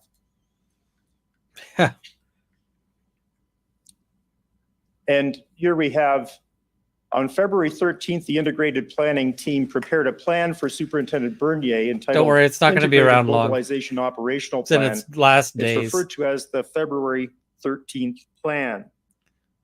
And then we have footnote 16 referred to, and if we could go to that at the bottom of the page, please. This we Not have so as far. OPP 00001-851. This is what you were taken to earlier by redactions. Yes. And that was taken, you were taken to that by counsel for the Ottawa Police Service. Now, if we could. You said the one with the redactions. It wasn't the one with the redactions. No, It that was the oh, long it was the one. 72 page one from the Yes, Ottawa Police yes. Services. Yes, sorry. Thank you. Thank you. Thank you, Commissioner. And then if we could go to page 13 of that document. This is tough on no sleep. The I one just cited want in the to. footnote. What's the combination of like rage plus nap? That's kind of where my my feeling is.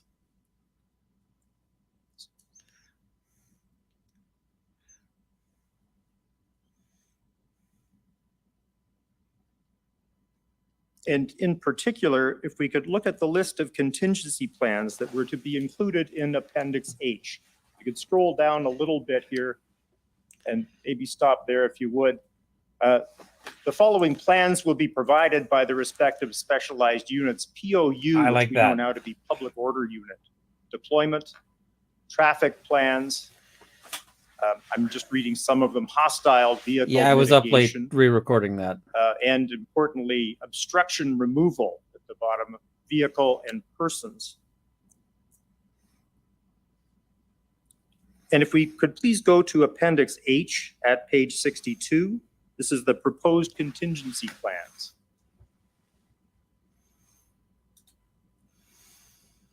Yeah, And as fair we enough. Scroll down, we see to obtain from specialized units is all we have there. My friend from the Ottawa Police Service didn't show you that, Prime Minister. And then if we could please go back to Superintendent Bernier's witness summary, which was WTS 0000, so 5030, paragraph 18. We'll pick up with the words, he noted that the February 13th plan. You know he doesn't. This is paid for by the government, which we have means it halfway down the first full and paragraph me we see here. and- He noted that yeah. the February 13 plan was not the overall operational plan. and did not contain a plan to end the occupation of Ottawa. The overall operational plan was still being prepared. And then, and there will be a question for you, Prime Minister, momentarily. If we could please go on to page 20, the bottom of the page. Yeah, you're just testifying, dude. Like, have a question. On February 17th, Superintendent Bernier, Inspector Stringer, and Superintendent Liu approved the overall operational plan, which was titled Integrated Phased Approach, the February 17th plan. This refers to Gee, I its wonder why. development, after Superintendent Bernier briefed others. And the operational plan approved that day, which was the Thursday of the week the Emergencies Act was implemented. Because he's the only one who's remotely interesting. Refers to and only supporting remotely. plans such as tactical, public order, towing, etc. Shouldn't be gone. Could we please now go to OPS Wonder if I ate some sort of claim or something. 13798, which Commissioner David No, it's still there. Ottawa Police. The rules do provide that my friend is limited to an examination in chief of the clients.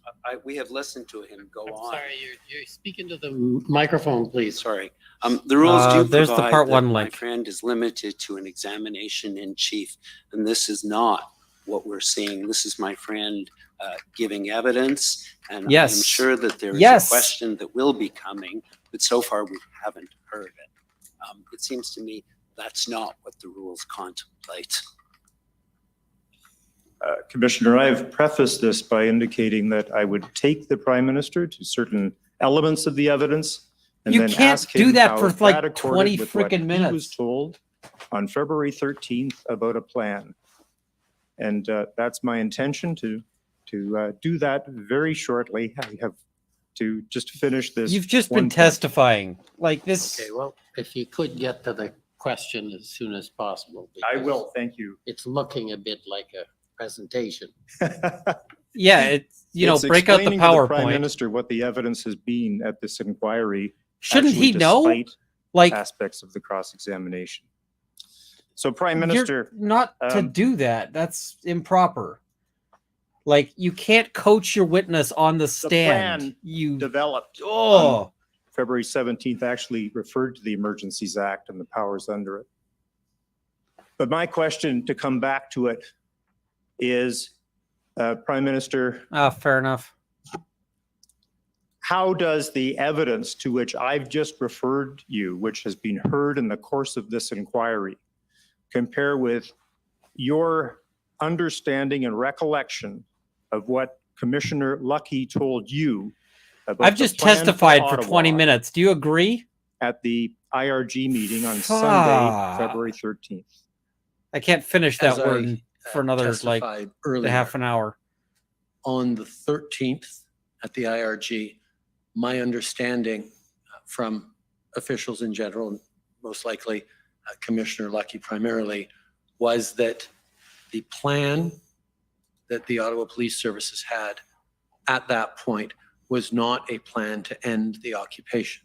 And as I would later testify or later find out, the plan of the 13th was not complete the way the plan of the 17th was, which was the actual plan that led to the clearing of the occupation in Ottawa. So this evidence is entirely consistent with my understanding of what was happening on the 13th, and of course, my understanding of it in hindsight as well.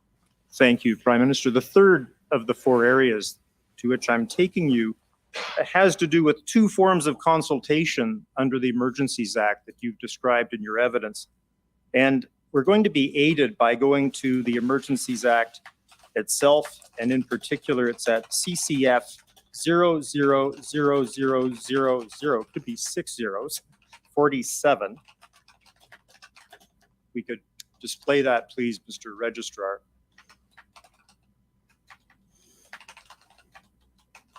And you've referred to two provisions in the course of your testimony on this point already, Prime Minister. I'm going to ask that we turn initially to Section 4.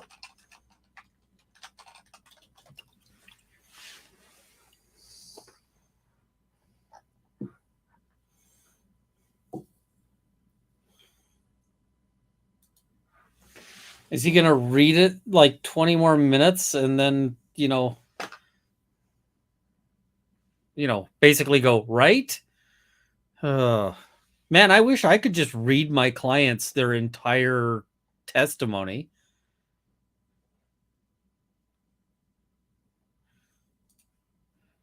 I mean, he's supposed to be Trudeau's lawyer. He's just also supposed to ask questions and not just feed him a response over this aid. Section 14. Like, it's so furious or so infuriating.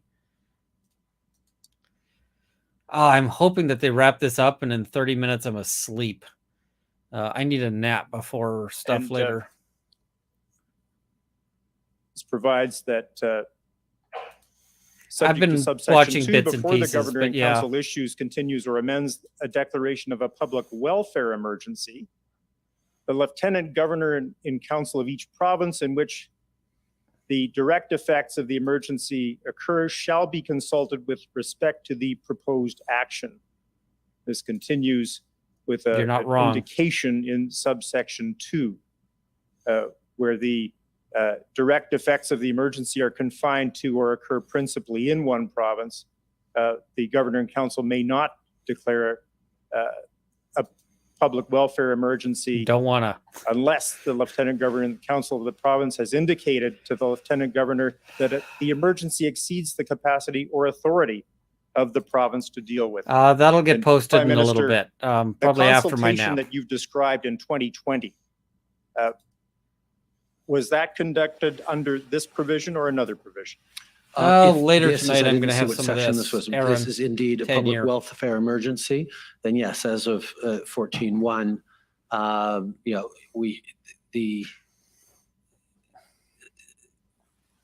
before the governor and council moves forward with the public welfare emergency, we have to consult with each province to the affected province. That'll be up at around 4 o'clock. That lays it out clearly for the C21. In the case of a public order emergency, consultation occurs under section 25, which I'll ask be turned up.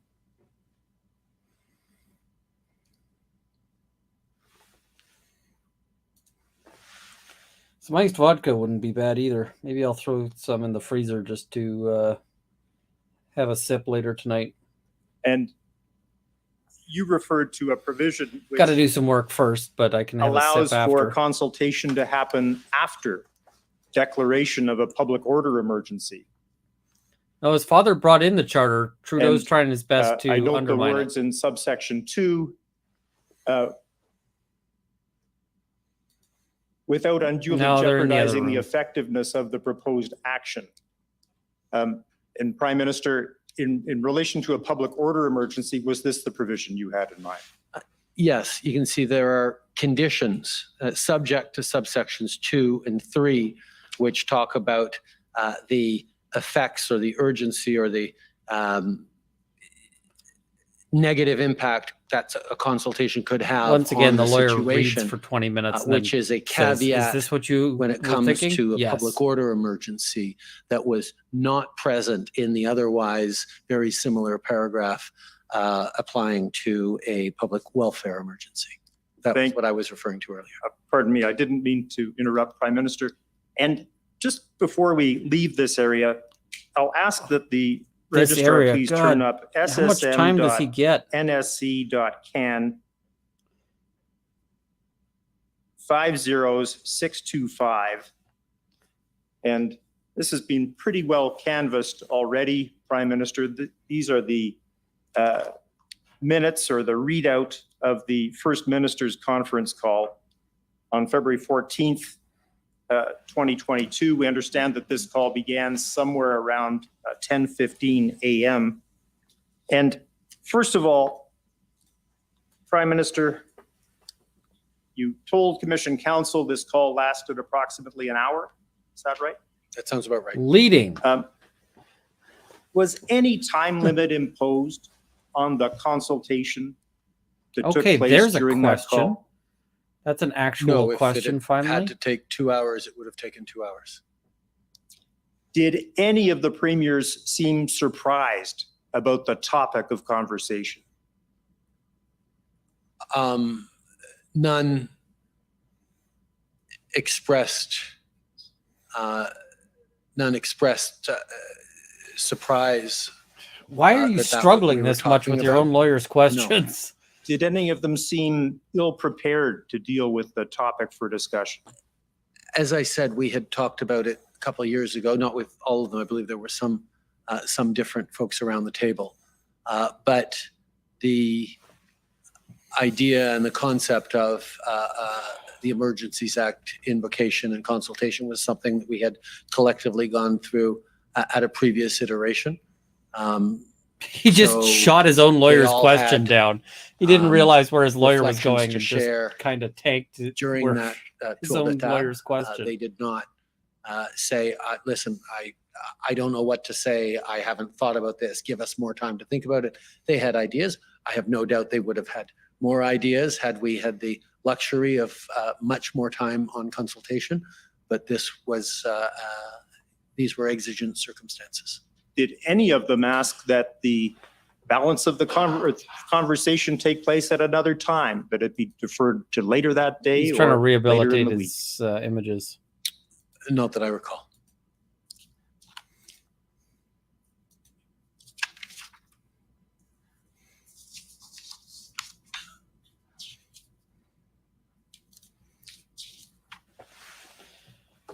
Wrap it up. And if we could just please turn to what will be the, I don't know if they're paginated. This will be where Premier Ford speaks. They can object. Yeah, I don't know. This guy might be given a lot more time. And it I don't will know. be Maybe he gets more count the time than pages. anyone else. Should be the 6th page, please, Mr. Registrar.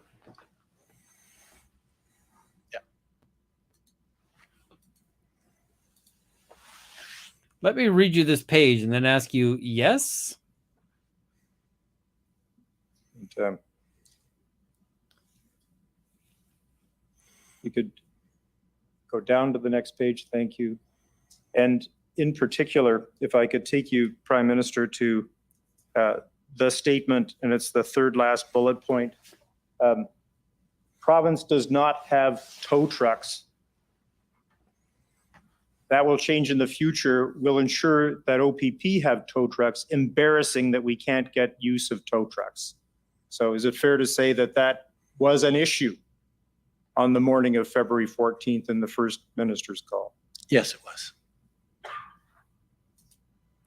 And I note as well that on this subject of tools that you've referred to repeatedly in the course of your testimony, Prime Minister, Premier Ford concluded by saying, have to give tools to the police that are needed, support the PM 100%. On the subject of tools, Premier Ford. Prime Minister, I'm my just last amused by that. area, and indeed my last question is Oh, this. thank God. What do you say, sir, to the suggestion that the decision to invoke the Emergencies Act on February 14th of this year was politically motivated? Of course it was. My motivation was entirely about ensuring the safety of Canadians. My secondary motivation was making sure Canadians continue to have confidence in their institutions and in our society's ability to function and enforce the rule of law when it's not being respected. Politics was not.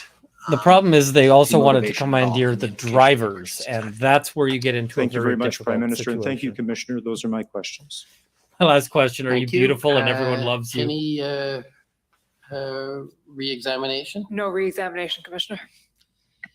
Bien, Monsieur le Premier Ministre. Well, Prime Minister, I'm very pleased to be able to tell you that we've completed our work for the day with you. Thank you very much indeed for your testimony and taking the time Please, to GTFO. shed some light over here. Thank you for all the work that you do, Commissioner. You are free. Enjoy your weekend. Break and then come back with the final submissions from the various parties and a brief closing statement, but assuming there's still someone here. by me. So, I'll see. It would not. Well, The commission is in recess. The commission levée. it would not surprise me if he'd showed up dressed as a trucker. I mean, I heard somebody describe him as a mother trucker the other day. I might not have heard that right, but yeah. Jeez. So let's talk about the whole tow trucks thing, because the issue isn't the trucks. I mean, they have the, they wanted the drivers. And, what they wanted here is compelled labor. They wanted to force the truck or the tow truck drivers to work. Now, you normally can't force people to work because that's a pretty worrying thing, right? Forcing somebody to work under threat of punishment is normally something we consider, slavery. And to illustrate like why this is such a big issue there, let's sort of look to contract law. So let's say I hire somebody to mow my lawn, right? And I'm going to pay them $100 to mow my lawn. And they show up, they look at my lawn and they say, nah, I don't want to. But I've already got a contract with them. Well, I can sue them, but my results for suing them are only that I can get them to, that I can get compensated. Maybe it takes $200 for me to get someone else to come in and mow the lawn.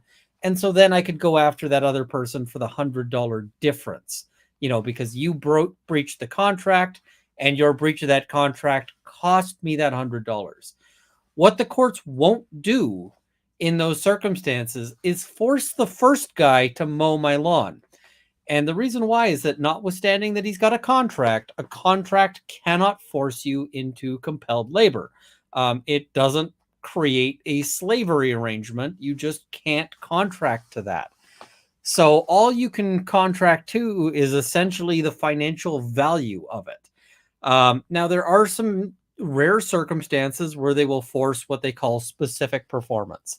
And specific performance means that rather than the dollar amount, you actually get the specific thing under contract.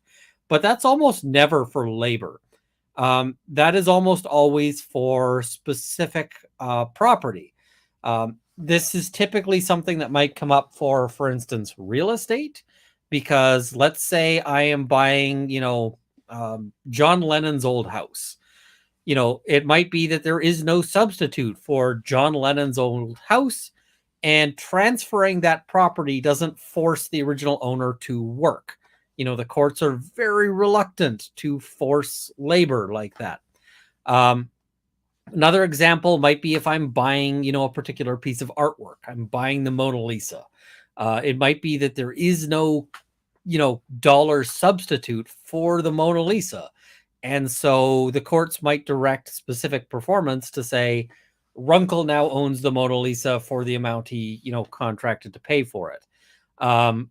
So this is, but they won't typically require somebody to paint something, because that would be, compelled labor at that point. So I am, really concerned when we start, like this whole thing of we're invoking the Emergencies Act to force truckers to work under threat of jail. Like the NDP says that they are supposed to be the Workers' Party. Well, since when does the Workers' Party support compelled labor? Like, come on. It's just, I don't get it at all. It's ridiculous. The fact that this isn't upsetting people is just bizarre to me. And I see somebody saying they could have just brought in OPP drivers for the tow trucks. I don't think they have training on the tow trucks. That's the problem, is they can drive the tow trucks around, but I don't know that they know necessarily how to do the tow thing. So that's sort of the concern there. Yeah, the NDP no longer supports workers. I've got a bit of a rant about this because the NDP has basically transitioned from a party of workers and farmers and so forth to a party of academics and students and sort of wealthy elites who want to feel good about themselves. You know, if they're just sort of self-interested wealthy elites, they'll vote for the LPC or the CPC. But if they really want to feel like they are good people down at heart, they'll vote for the NDP. But, you know, these are people who think that they support workers and farmers, but they don't actually like real workers and farmers. If you actually put them, if you actually ask them to, you know, sit down with like oil field workers or with, you know, cattle ranchers and just have a dinner, they'd be like, what the hell? I'm not, you know, I don't want to hang out with these people. So, yeah, this is the problem we've got. And so they're willing to abandon, you know, the workers in this case. The tow trucks are the tow truck drivers are the workers over this. So, yeah. Now, did they say they were just on break for like 15 minutes or how long are they on break for? Did anyone catch that? Chat, help me out on this one. Because whether we come back for closing statements, I guess really depends on how long they're there. Yeah, I don't want to see you, but I support you in theory. And the problem is that they support like this idea of the ideal worker, but not the actual worker. And the actual worker, you know, sometimes has problematic views or, you know, just doesn't feel the same way as like an urban, you know, college student. So, yeah, they really like this sort of idealized view of the worker as seen by the urban college student who's never actually, you know, done any of this stuff and doesn't know it. So, yeah, it's really, it's frustrating, right? And so that's why you see them doing things like, oh, we support gun control. It's like, really? Because I can tell you those farmers don't support this kind of measure. And yeah, somebody says, do we have any actual left parties in Canada? No, we've got, you know, the Liberal Party who are liberal. We've got the NDP who are liberal but lying to themselves. And we've got the Conservatives who are, you know, not conservative by US standards, but conservative by Canadian standards, which is not super conservative. But yeah, it's yeah, I see the truckers were below the elite in Ottawa. That's why they wouldn't talk to them. Yeah, it's it's frustrating. Oh well, I was so annoyed. I put in an order for a leather clicker here, so that'll be coming in a little while. I'm kind of excited about that. Might let me do some fun stuff. So yeah, making poor financial decisions while I'm, you know, sort of annoyed by all of this. But yeah, when does it say that's arriving? I think it's supposed to arrive in sort of like early December, December 2nd. So we'll see when that gets there, if it gets here. But yeah. I was just saying in the chat earlier, I'm like, somebody's saying, what is a leather clicker? So a leather clicker is basically it's a press that applies a fair chunk of pressure to put a cutting template in. So if you think of like a cookie cutter, a cookie cutter is you know, is a shape that you press into cookie dough to get, you know, a particular cookie shape. So yeah, that's A leather clicker basically does the same thing with a lot more force to for that. So that's basically what it's for. So yeah, that's kind of what and it's expensive. How's the dragon going? I've cut like 2 pieces out of the dragon. It's going to take a long time. How is the microphone situation? The microphone situation, so Samson is probably sending me another one. I got to decide which one because I've had 2 Samson mics and they were both garbage, but yeah. So what is it?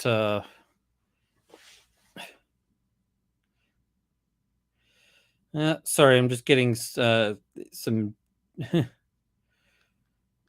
important text here. But yeah, just trying to field a whole bunch of things as we go. I see. So no hand stamps. Still going to use hand stamps. Hand stamps are important. They're for shaping the leather. What the clicker does is it speeds up the process of cutting out a shape. So that's really what you use it for. I thought the clicker was the thing to measure the thickness of the leather. What am I thinking of? You're thinking of a thickness gauge, basically. So is the Pope of YouTube texting you? No, although I should get in touch with Racket soon and do a stream with him because that would be awesome. It's been too long. I kind of miss Rackets. Can you use a cricket to cut out smaller pieces of leather? My new cricket can cut leather. I want to try that. I haven't tried it yet, but I kind of want to. Is it true that Trudeau cannot be charged with treason because he swore his oath to the crown and not the people? No. That's not how that works. Yeah, caliper for measuring the thickness. Yeah, your average tech/finance condo dweller in Toronto is the least qualified to opine on what workers need. It boggles my mind to have a foot in both worlds and see how screwed up it is. So yeah, I agree. I talk to so many people who think that they know what workers need and yet can't stand an actual worker. It's just kind of nuts there. Yeah, the prime minister can never be charged with anything. I mean, they're not going to charge him. Oh, here we go. Final closing remarks. And then after that, I can sneak away to get a nap. The commission is reconvened. The commission reprend. I want a nap so bad right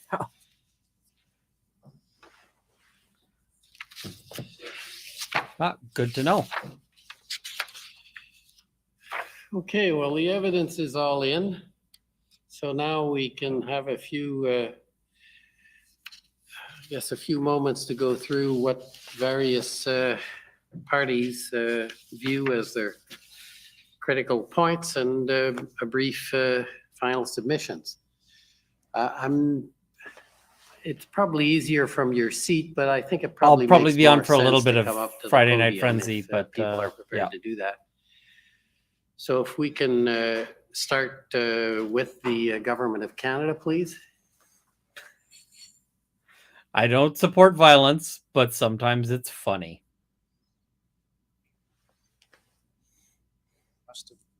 Must have drawn the short straw. Probably because everybody has been focused on and they want to hear from you first. Merci.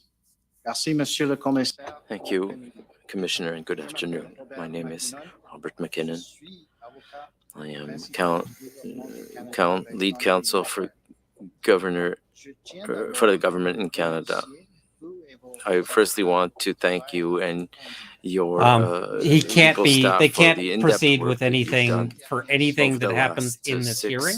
weeks Although if he of these repeated those hearings statements and outside, months then of they can preparation perhaps go after him. The evidence and testimony before this commission from the parties and the submissions from members of the public have shown clearly that there were reasonable grounds for the governor and council to believe that a public order emergency existed and that special temporary measures were necessary to resolve it. The decision to invoke the Emergencies Act responded to the volatile, escalating, and urgent Yeah, this wasn't the situation FLQ of crisis, serious threats of so violence this is to persons bullshit. and property across the country. We're at just over 2 hours, There were so I can threats to say the bullshit. security of Canada in the form of illegal blockades at key border ports of entry, such as Windsor, Ontario, Coutts, Alberta, Emerson, Manitoba, and Surrey, BC, as well as protests and ports of entry right across the country. The discovery of weapons and a hardcore group of individuals willing to die for their cause at the Coutts blockade revealed a real potential for serious violence. Willing to die for their cause. There's also the potential serious threat of weapons and threat actors at other illegal protests. In addition, there was the unprecedented, unlawful occupation in Ottawa, which was described by the chief of police as a tinderbox. The evidence confirmed the unorganized chaos that gridlocked the city. Counsel for the convoy, Mr. Wilson, admitted that this illegal occupation attracted individuals and groups with violent tendencies, like moths to a flame, in his words. There is also the real potential of serious violence from the racial harassment, intimidation, and threats to residents of Ottawa, Windsor, and at other illegal blockades, and the risk of violence from counter-protests. The lives and livelihoods of ordinary people were seriously affected. Many businesses closed, and people were without work for weeks due to these blockades. Yeah, if there's an Moreover, actual same strike, time, they might there was escalating have online extremist Video will go up at 4. rhetoric and threats against the lives of police and elected officials, including the Prime Minister, Deputy Prime Minister, among others. The hate speech and symbols against ethnic minorities and racialized persons were prevalent and prominent, as he explained in his testimony. In an environment of lawlessness, the escalating threat of violence, unpredictable in form, this is his and job. by unforeseen actors, Is to pitch very for real. the Emergencies Act being There were also serious justified. threats to the economic security of Canada, to Canada's trade relationship with the US, to our main supply chain of essential goods, food, fuel, and medicine to all parts of the country, and to the economic well-being of Canadians. The security threats were real and escalating across the country, including to airports and railway lines. It was not known where the next illegal blockade would arise and further strain the I noticed that resources you of didn't law use the enforcement. Emergencies Act the last time people blocked rail The evidence lines. confirms that these well-financed illegal blockades across the province and country were interconnected, loosely coordinated, and appeared designed to stretch police resources and overwhelm their capacity to respond effectively. The Ottawa occupation inspired other copycat illegal protests in That's Canada exactly it. and in other countries. They've said this such about as all France, sorts of protests New in Zealand, the past. and the United States. The government witnesses outlined the deliberate, step-by-step approach in which careful consideration was given to all available options and existing authorities before the declaration of a public order emergency was chosen as the option of last resort. The option of a peaceful resolution of a complex situation was seriously pursued and considered through an engagement proposal, though ultimately found not to be a workable solution. By February 14th, the cities of Ottawa and Windsor and the Government of Ontario had already declared a state of emergency. After extensive engagement seems and to be the formal argument. consultation between federal officials, ministers, and their provincial counterparts, the Governor and Council determined that this volatile situation exceeded the capacity or authority of a province to respond effectively to the crisis on a nationwide scale. AM, you're Emergencies wrong Act about was that. invoked with The support of rail line several blockages premiers lasted and territorial longer leaders. than the convoy. The measures taken for dealing with the emergency were proportional, effective, time-limited, and charter compliant.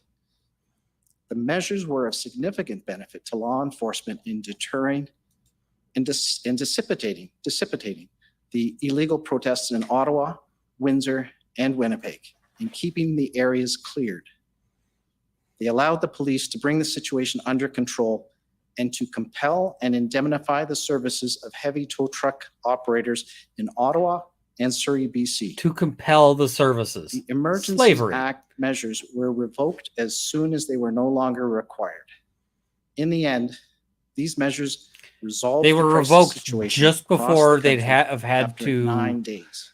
you know, without any hold loss of discussions life. on why and justify why they were using it. Gouvernement The du timing of Canada that was attend purely à- based Government on of Canada avoiding awaits that impatiently the accountability. evaluation that will be made of the events by the commission and circumstances that led to the public order emergency declaration, as well as its conclusions and recommendations flowing from its important mandate. Thank you. I just wanted for the public that's no doubt listening to just make clear that these are summary positions expressed by the parties. There will be more fulsome argument made in writing to the commission. So just so you get the context for those who may be listening online or Yeah, or the listening Senate in was the about to hall. kill These it, are so summaries they ended of the it to position of the avoid that various embarrassment. parties, and they Because the will have Senate the was like, opportunity what the in hell? next couple of weeks to provide the So, commission you know, when they're with, like, oh, we, uh, you know, we stopped complete it as soon as submissions possible. on It's their like, position and, no, you argument on stopped the it at law. a very convenient time. Avec ceci, next, With this, Saskatchewan, please.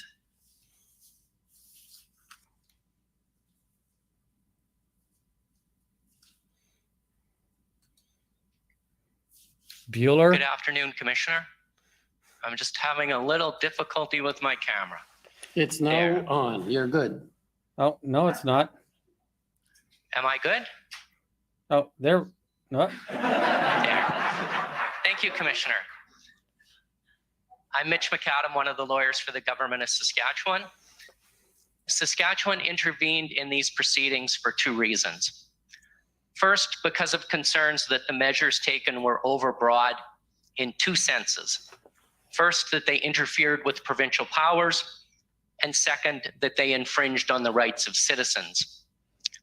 Second, because of concerns that the statutory threshold for invoking a public order emergency was not met. First, Saskatchewan is very concerned about the impacts of invoking the Emergencies Act on federalism. I think this guy's got a better The beard than I emergency's do. power flows out of the Peace, Order, and Good Government Clause in the Constitution Act 1867. But my hair is more epic, so And gives it the federal balances out. government the power to temporarily assume provincial powers under the Constitution. In many ways, it is like the notwithstanding clause in the Charter. In this case, while the federal government has said that it was simply providing additional tools to police, the fact is that they assumed significant provincial powers. Policing is a matter that falls under provincial jurisdiction. The Emergency Economic Measures Order is not just about banking. It expressly deals with credit unions, insurance companies, trust companies, loan companies, securities dealers, and investment advisors, all matters that fall under exclusive provincial jurisdiction. Yep. While many of these powers were not relied upon by the police, the order itself caused confusion and represented a serious and, in our view, unnecessary intrusion into matters under provincial jurisdiction. So this is provincial, Second, the province is federal also concerned battles. that the measures adopted under the Emergency Economic Measures Order were overbroad and may have infringed on the charter rights of Canadian citizens. I like we will this guy. leave the submissions on that point to the Civil Liberties Group. Next, I'll turn to the threshold in the Act. Again, there are two branches to Saskatchewan's argument. First, the threshold is a statutory test. It's a high threshold, and it's a high threshold for a very good reason. The threshold is not whether the Emergencies Act was necessary or whether it was helpful. The test is whether there are reasonable grounds to believe that a public order emergency exists. Yes. And Others will discuss, I suspect in great detail, whether that threshold is limited to threats to the security of Canada as defined by the CSIS Act, or whether it's broader. I'll largely leave those arguments to others. However, there is one point that we think you must keep in mind as you sift through the evidence, Oh, my back and is that's killing Section me. 3 of the Emergencies Act. Section 3 provides that a national emergency is something that exceeds the capacity or authority of a province to deal with, and specifically provides that a national emergency can only be invoked if the situation is such that it cannot be effectively dealt with under any other law. So you will need to examine the tools that were available to law enforcement to deal with the protests. We've heard a lot of evidence about tools in this case, and I would say that the Emergencies Act and tools is a bit of a chicken and game problem. Does the emergency arise first and then the Act provides for tools to deal with the emergency? Or can an emergency arise because there aren't sufficient tools to deal with the situation? I tend to think it's the former, and I think there is a concern that the Emergencies Act should not be used simply as a way to fill in the gaps in the law. That was never its purpose. Second, Saskatchewan's primary focus in this case is on the consultations with the provinces. It is Saskatchewan's position that the consultations in this case were inadequate.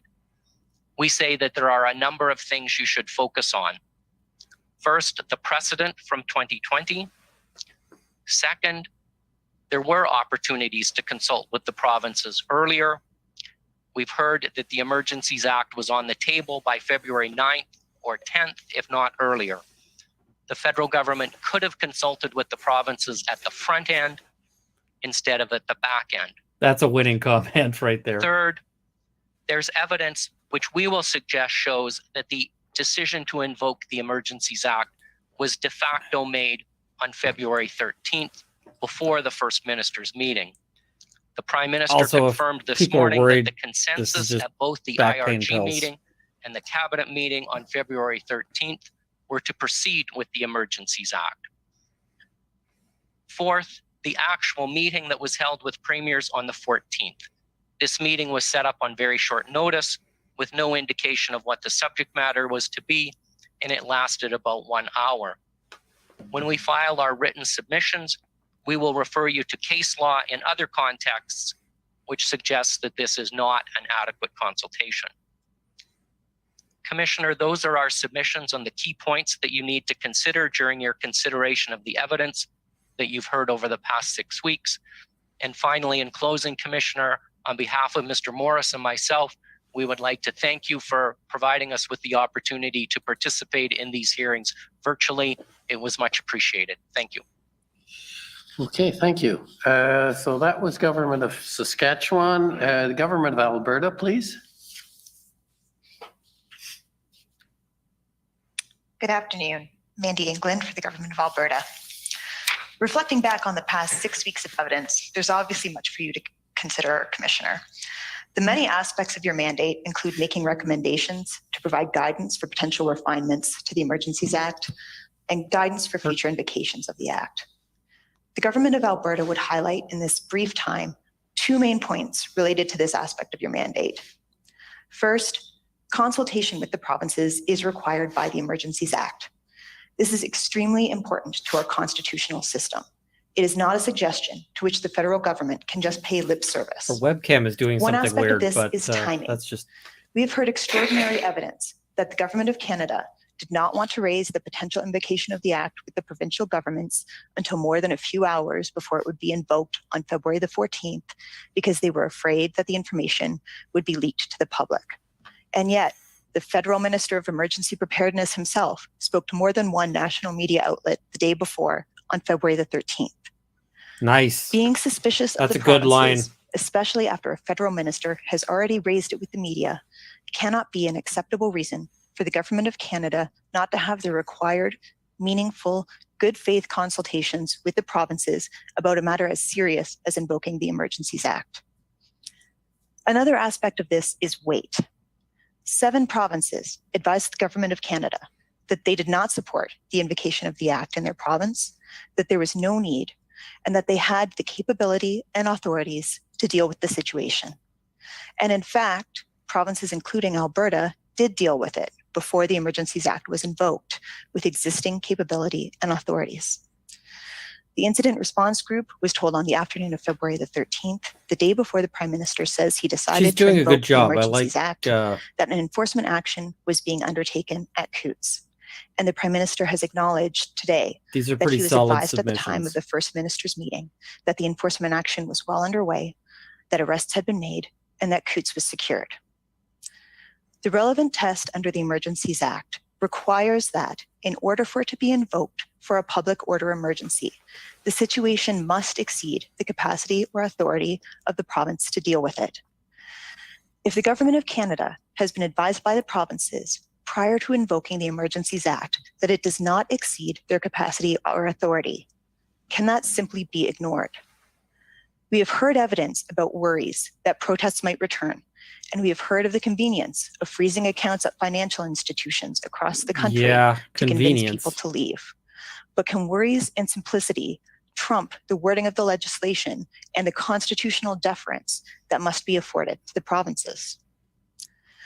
As counsel for the Commission put it to one minister during examination, if what the Government of Canada did in this case qualifies as sufficient consultation, is there anything that wouldn't?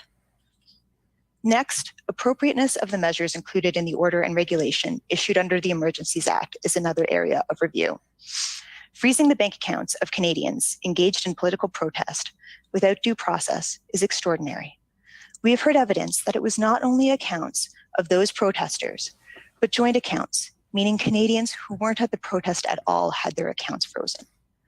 The question is whether the fact that it might have been a quick way or an easy way to bring a protest to an end can be accepted as sufficient justification for such a serious and broad infringement on the rights of Canadian citizens, particularly when there were clearly other adequate tools to enforce the law and bring the protest to an end. Nice.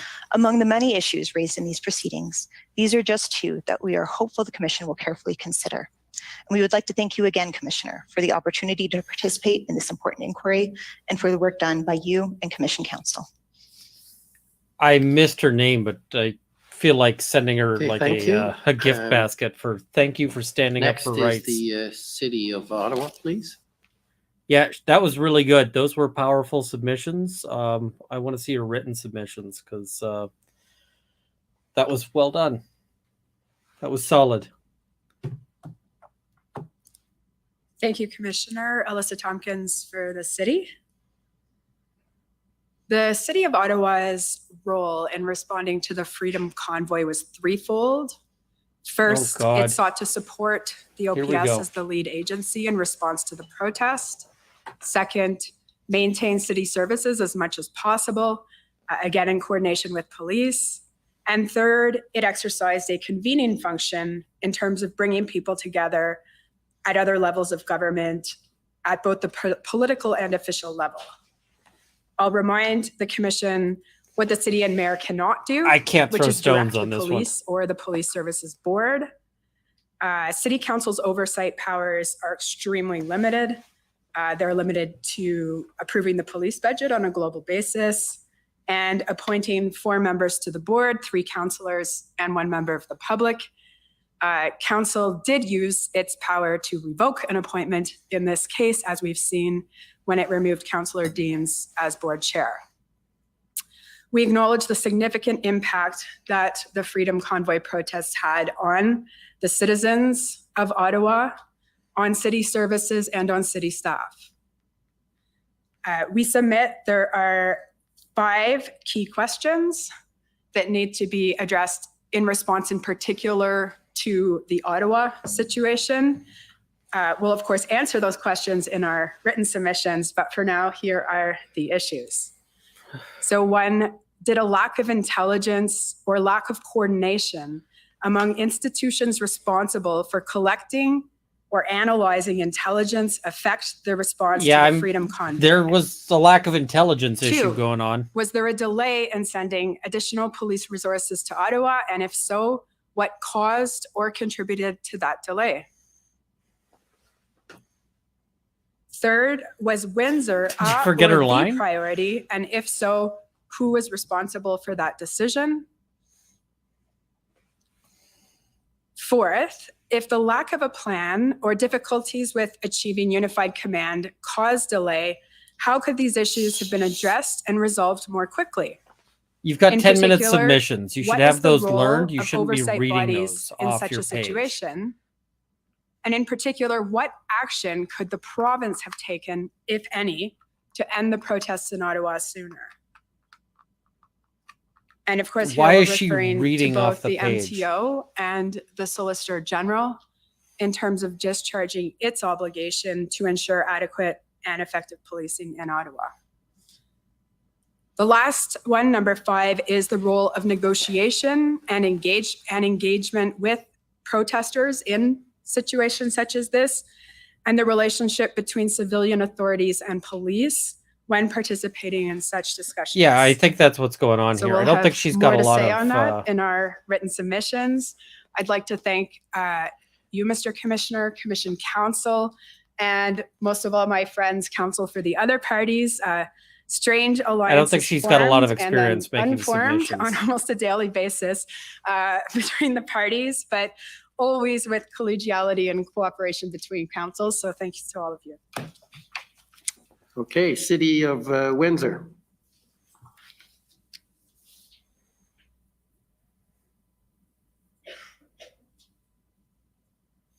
The smiling, I think, is nervousness. Good afternoon, The Commissioner. leaning forward is because she's reading off Windsor her understands that laptop this there. commission has the mandate to examine and report on the circumstances that led to the declaration of a public order emergency and the use of the measures in February 2022. However, it may not be a surprise to the commission that I'm going to start my submissions on another part of the commission's mandate. The mandate to Eyes set up. out the lessons learned and make recommendations as it pertains to those matters. Windsor, we've heard many times, is not only the host to the Ambassador Bridge, there are multiple border crossings in its borders. And it serves as a vital trade corridor between Canada and the United States. The focus must be on learning lessons from the events of January and February. It is clear, Windsor submits from the evidence before this commission, that the issues facing Canada earlier this year, in the words of the Prime Minister, won't just go away.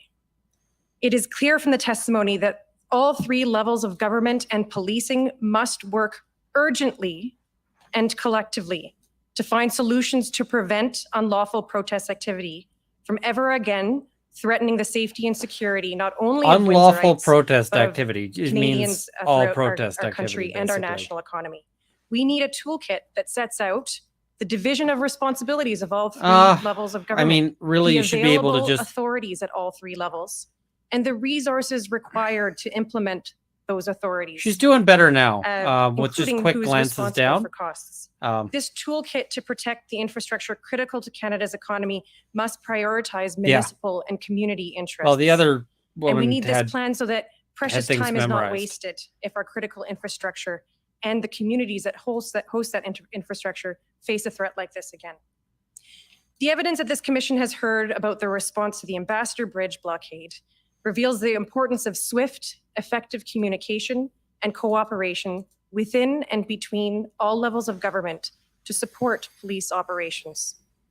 The successful operation to clear the bridge, which Minister Blair called a textbook operation that was proportional, measured, charter compliant, and appropriate, was made possible because of early and open communication between Windsor Police and the OPP and their other policing partners.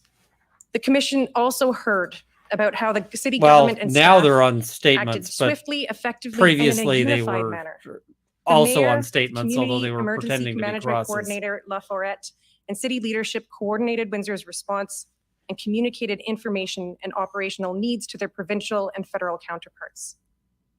The response to the blockade also showed the importance of the incident command system, of advanced emergency planning, and of city council speaking with one voice in this kind of crisis, and the important role that a municipality and government can play in supporting this kind of police operation.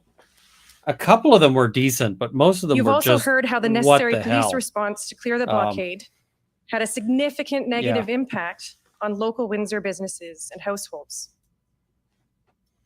Thus far, Windsor's repeated calls for trilateral government talks to create the integrated plan I talked about earlier to prevent and respond to such incidents has gone unheeded. Planning and first response to border issues cannot be Windsor's duty alone. As Mayor Dilkins noted, there must be an advanced plan that can be pulled off the shelf in the time of crisis. And this planning must start now. Despite the effective response to the blockade, the process revealed, as we have heard, jurisdictional gaps and uncertainties that must be addressed. Doubt begets delay. Roles, responsibilities, and jurisdiction should be clear before an emergency arises. I mean, Windsor we and the already many know other municipalities which those host things. critical infrastructure are partners in this process, not just stakeholders. Where provincial partners and governments do not respond or do not respond quickly enough, the federal government has a responsibility to have a plan to directly support the first responders on the ground. Windsor thanks its community, its staff, its police force for their response to this crisis, and appreciates the efforts and professionalism of the OPP, the RCMP, and its policing partners, the open lines of communication it had with provincial and federal governments. The city also thanks the Commission for the opportunity to participate as a party in this important process. Thank you. Okay. So city Ottawa wants Police more Service. power, less rights for Canadians. Gotcha.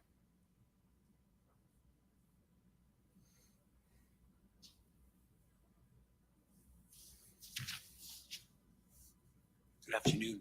David Mijakowski for the Ottawa Police Service. In So he's gonna approaching get the up to say evidence, Ottawa Commissioner, police didn't the screw starting up? point, we say, is to look at what is not contentious. And there was a refrain of 3 words that we heard from almost all of the witnesses: unprecedented, fluid, and volatile. It is not in dispute that the protest, which became an illegal occupation, was unprecedented in this country. The fluidity and volatility of the situation was caused by the presence of large trucks spread throughout downtown, coupled with protesters whose numbers swelled to the thousands during weekends, and a crowd that included children. That too is not in dispute. Having heard the evidence, you can now understand, and the public can understand, the intractable problem faced by the police, which was how to safely end the occupation without injury or loss of life to the community, to the protesters, and to the police officers on the ground.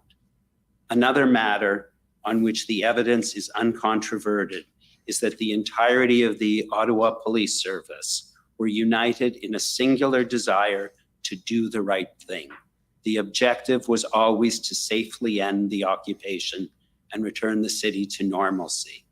While there may not always have been unanimity on what was the best approach to achieve the objective, everyone worked tirelessly, doing their very best under very challenging conditions.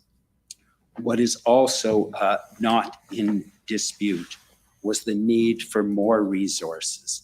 It was brought to the fore just on thinking that. January 31st. I actually think and the he looks request kinda for cool. More resources was a refrain that started that day and ended when those resources arrived. Another matter upon which the evidence is uncontradicted is that the Ottawa Police Service and its partners He's came together a to police plan and lawyer, so he's execute going to be an talking about the integrated police being operational awesome. plan. Minister Blair recognized that the plan was flawless and its execution was careful and methodical. In his words, it was a textbook example of how to safely carry out a police POU operation. Importantly, Minister Blair recognized that what happened in Ottawa was not a policing failure. I and choose what to was believe that yes, needed he does. Ultimately, to resolve the occupation, and what was finally delivered was a massive influx of resources. The second point we ask that you keep in mind when you assess This guy's the doing a evidence good job, is and to everyone beware just wants to of talk about hindsight his Hindsight face. bias is the not uncommon human tendency to look back at events after they have occurred and to assert that it was predictable. But as we all know, this event was not predictable. You heard a great deal of evidence about the intelligence that existed in the days before the arrival of the convoy, what it meant and You how law guys are enforcement should have mean. responded to it.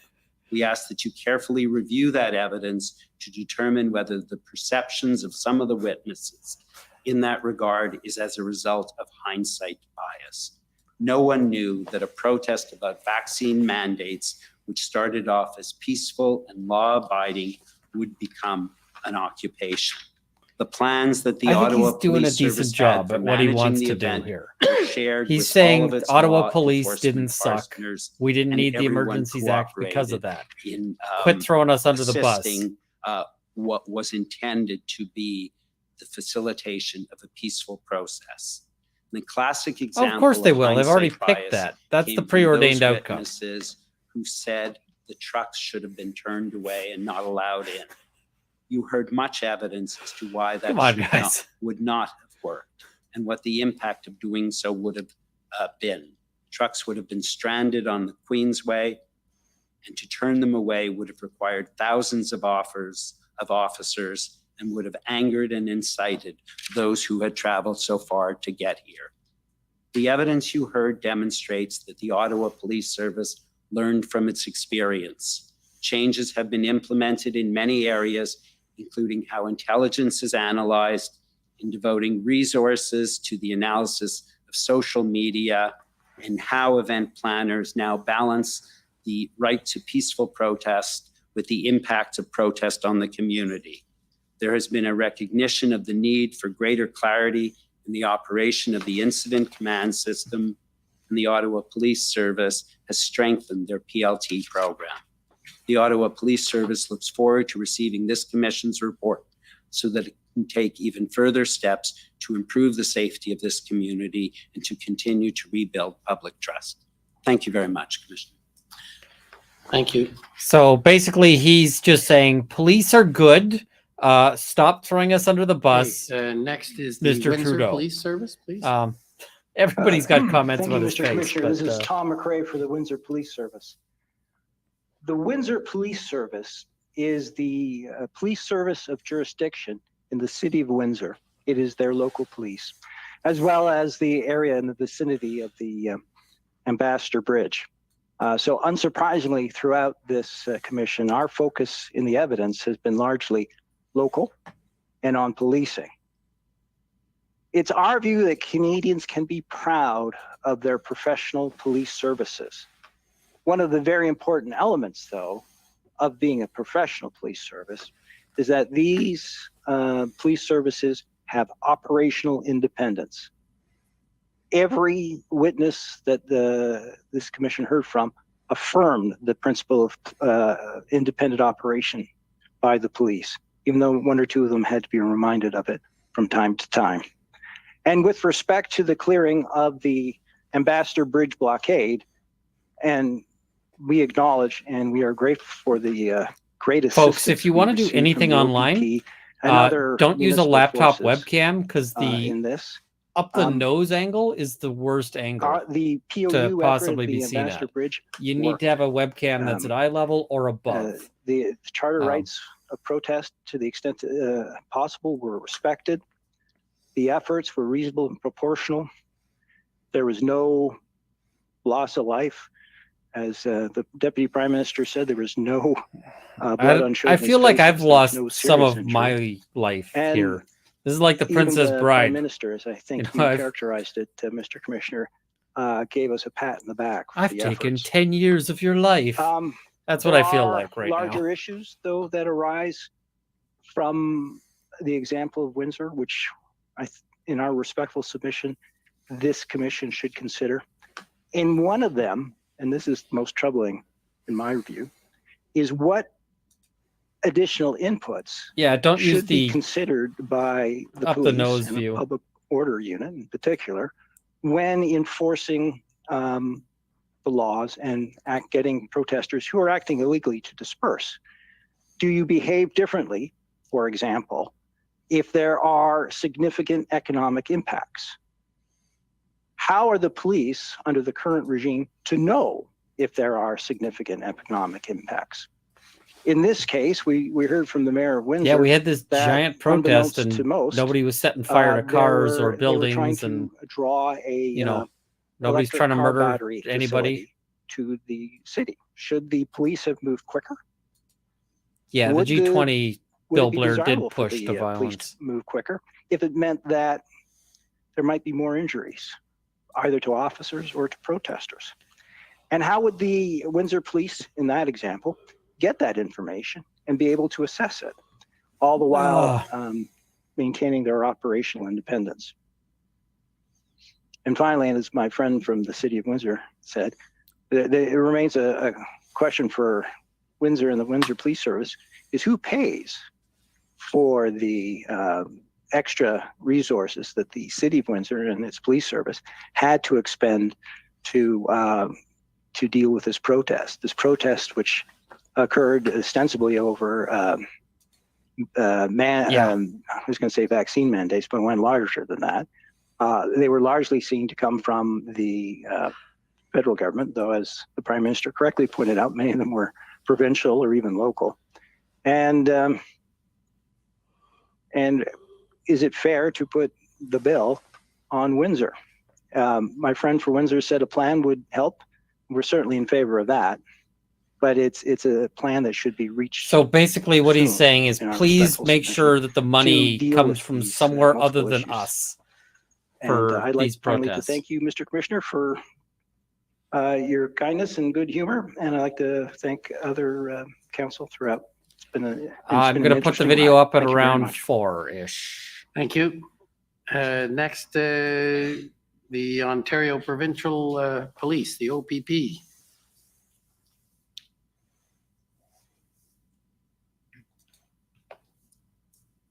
Thank you, Commissioner.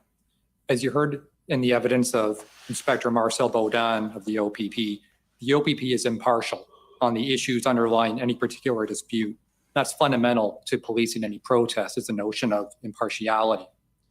His Consistent hair with looks that like a commitment to Lego impartiality, piece's hair. The OPP takes no position on whether or not the government of Canada ought And to he have looks too invoked the young to be Emergencies that Act. gray. And I say That this is not a question for as law a guy who enforcement. looks too young That to is be a that decision gray. to be made by the government of Canada. But it was obvious that an important factual issue would relate to whether or not police services could deal with the protest within existing powers and authorities. As I forecast in my opening submission, the evidence you consistently heard from OPP witnesses, and indeed many witnesses from other police services, was that while the tools were useful to varying degrees, they were not necessary. Ambassador Bridge was cleared without those tools. The Ottawa protest would have been cleared without those tools. You've heard about Blue Water Bridge, Fort Erie, other areas in Ontario, which were not subject to blockades or occupations because of the work of the OPP using existing tools. Every time he So it's an says important tools, I'm discussion thinking of the that we've had and politicians. that we'll have in our written submissions about what are those existing authorities. It's a position of the OPP that there were sufficient legal authorities within statute and common law to, for example, set up exclusion zones. and Doesn't that it the look like Emergencies it's a Act was not required Lego for that hair? purpose. I think we need to be careful, Commissioner, with how we look at this issue of existing authorities. And those authorities, common law especially, should not be so narrowly construed in support of an argument in favor of the Emergencies Act that police services lose the ability to act. In other words, the way we interpret the common law will be important for understanding what police can do in the future under the common law. So I think it's an important discussion, and I'll certainly be submitting case law in that respect in our written submissions. With respect to towing, we heard a lot of evidence. Ultimately, I think that where the evidence lands, is that the Librarians are act was badass. useful, provided useful tools for indemnification and for business purposes, but the email from the OPP subject matter expert indicated that it was not used to compel tow trucks. You've heard a lot of evidence about the policing response and the involvement of the OPP. That response started well before the convoy arrived with Project Hendon. You heard about the broad distribution of Hendon in order to break down silos. The Prime Minister today actually spoke about silos within the federal law enforcement sphere and expressed concern about how those silos could have an impact. The Hendon reports went to all of those federal law enforcement agencies to try to avoid that concern.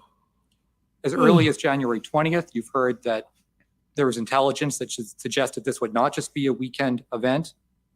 And I agree with my friend that, hindsight is 2020, but it's fair to say that the Hendon reports and the teleconferences provided significant information to law enforcement across the country. Now, OPP was not the police service of jurisdiction in Ottawa or Windsor, but worked to provide assistance in a number of ways that I won't go over now. The effectiveness and professionalism of the His OPP delivery's good. and its commissioner has been a consistent theme in the evidence from a number of witnesses, including former Chief Slowly. I referenced the Ipperwash inquiry in my opening for a reason. Those recommendations fundamentally changed the way the OPP engages in policing for both the framework, provincial liaison team, operational No independence, Miller today. and the reporting relationship between the commissioner and the deputy minister. All of these are legacies of Ipperwash, and I will explore these themes in more detail in my written submissions. But it's fair to say that there needs to be a broader understanding amongst the policing community of the importance and effectiveness of some of these tools, because there may be some gaps with respect to some of those. Ipperwash is an interesting comparison here. I understand wanna that see those where he's going with recommendations from that. Ipperwash are in evidence, and I expect will be valuable to you in your consideration of this matter. Commissioner, the OPP asks that you consider recommending consultation with the OPP before This guy's invoking the doing Emergencies good Act, in terms of assuming there's an making, Ontario component making that can be clear done quickly. submissions. It's between Um, RCMP and OPP he's articulating commissioners. himself It well. can be He's done making on a good eye hypothetical contact. basis so as not to betray any cabinet confidence. And for purposes of accountability and review, there should be a written record of such consultation. And of course, our written submissions will more clearly articulate these and other issues and other potential recommendations. The OPP's been very pleased to participate in this important process. I want to thank you and others. Thank you. Thank you. A little awkward at the end, but nobody's going to notice. He's just going to kick himself Next over that is, for like the next 20, Counsel for former Chief 20 Slowly. days.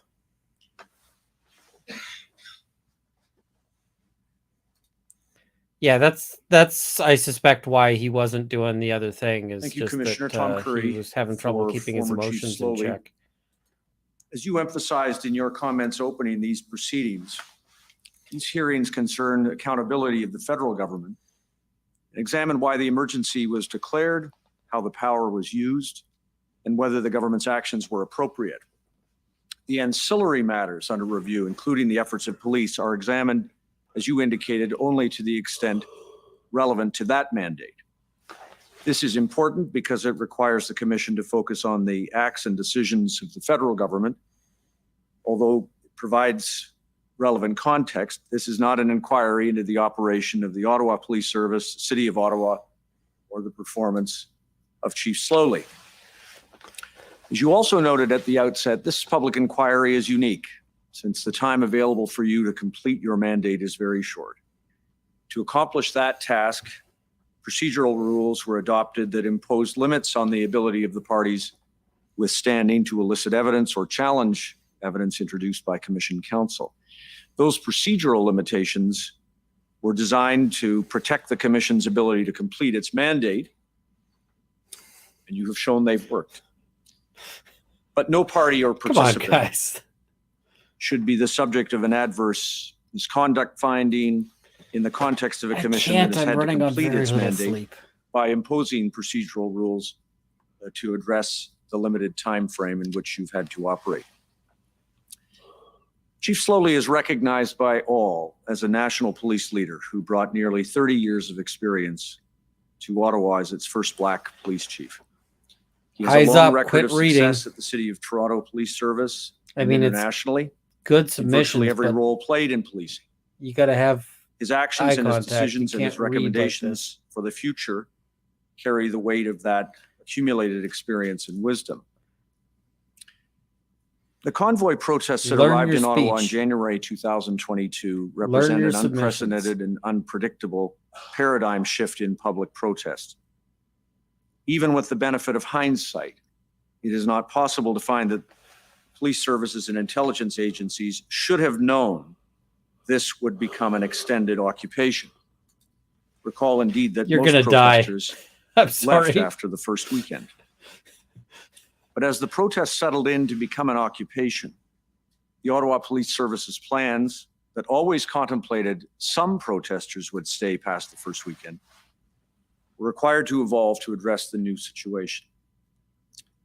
There is also agreement that the OPS lacked the resources to resolve the occupation itself. Chief Slowly raised the lack of resources in a responsible way throughout these events.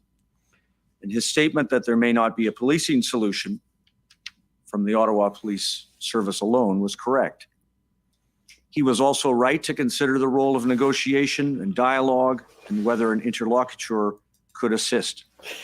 Of course, the declarations of emergency by 3 levels of government. That's actually not his not suit. a policing solution.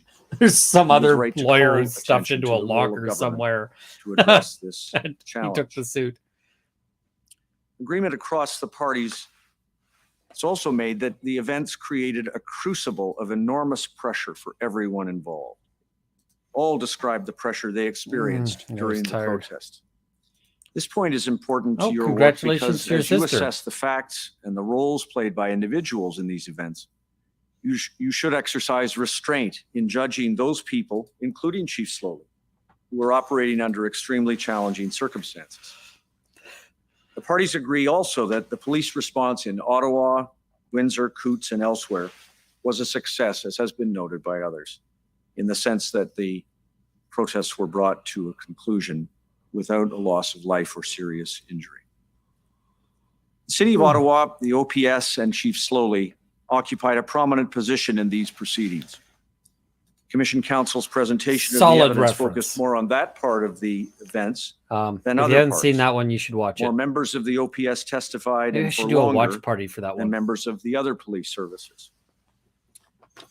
Chief Slowly himself was in the witness box twice as long as any other witness in the proceeding. This intense scrutiny of Chief Slowly's role during the 3 weeks under review establishes, though, that he performed his duties in good faith. Yep, I think to the this guy's best of doing a his good job. abilities, and that he I dedicated wish he could himself make to the more eye passionate contact and defense of so the forth, City of but he's Ottawa, doing a good job. its residents, the membership of the OPS, the right of lawful protest, and the safe and responsible end of the illegal occupation. He exercised his authority under extremely difficult circumstances. His police service was operating without a full permanent senior command, was struggling to recover from the challenges of the global pandemic, and of course adjusting to a new chief from outside its service, implementing a change mandate. No, that's the short The answer. unprecedented to that events of the convoy protests meant that the OPS, Police Services Board, City Council, Yep. city officials, and agencies were required to work together in imperfect conditions. Chief Slowly did everything in his authority to get the help he needed to help this community and the service he swore to protect. one. Bon Cop, Bad Cop. It's a Unfortunately, he and Canadian the OPS film were about unable to get the help they policing needed and when they needed it. cultural about the differences reasons for between those Quebec and delays, Ontario. From debates about who should be the first port of call to delays caused by inaccurate public statements about how many police service members were available to the OPS. Those circumstances created confusion and doubt and an unjustified lack of confidence in Chief Slowly and the OPS. Chief Slowly and the OPS were in an impossible position to dismantle an unprecedented occupation, but not with the resources they needed to do so. I mean, he had the weight of the city and the nation on his shoulders. Criticism of the absence of a plan must be seen in the context of the reality that there were always plans for maintaining the safety of the community, but plans for the dismantling of the occupation obviously required resources. And a plan most assuredly was complete, as you've heard, February 12th and February 13th. And all right, wrap it up. services You were made your delivered point. against that plan from the RCMP and the OP. This is going a little too long. Chief Slowly served to the best of his ability under trying circumstances inside and outside the OPS. But it was not enough. Confidence in the OPS and its chief was harmed by the weight of the rumors and resourcing delays and the scale of the problem. And so he did the last thing he could do to ensure public safety was not compromised. On February 15th, he resigned from his position to remove himself from the equation. I say that's an act of a selfless leader who put the community and his service before himself and his family.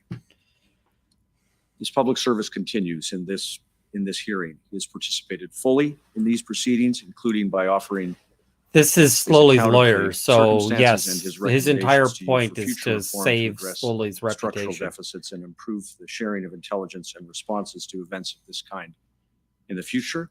And Commissioner, he looks forward to assisting you in the policy phase. On Chief Slowly's behalf and on behalf of my colleagues, thank you for your work in this commission. Thank you. Not bad, not bad. Next, the convoy organizers, please. That haircut was ridiculous.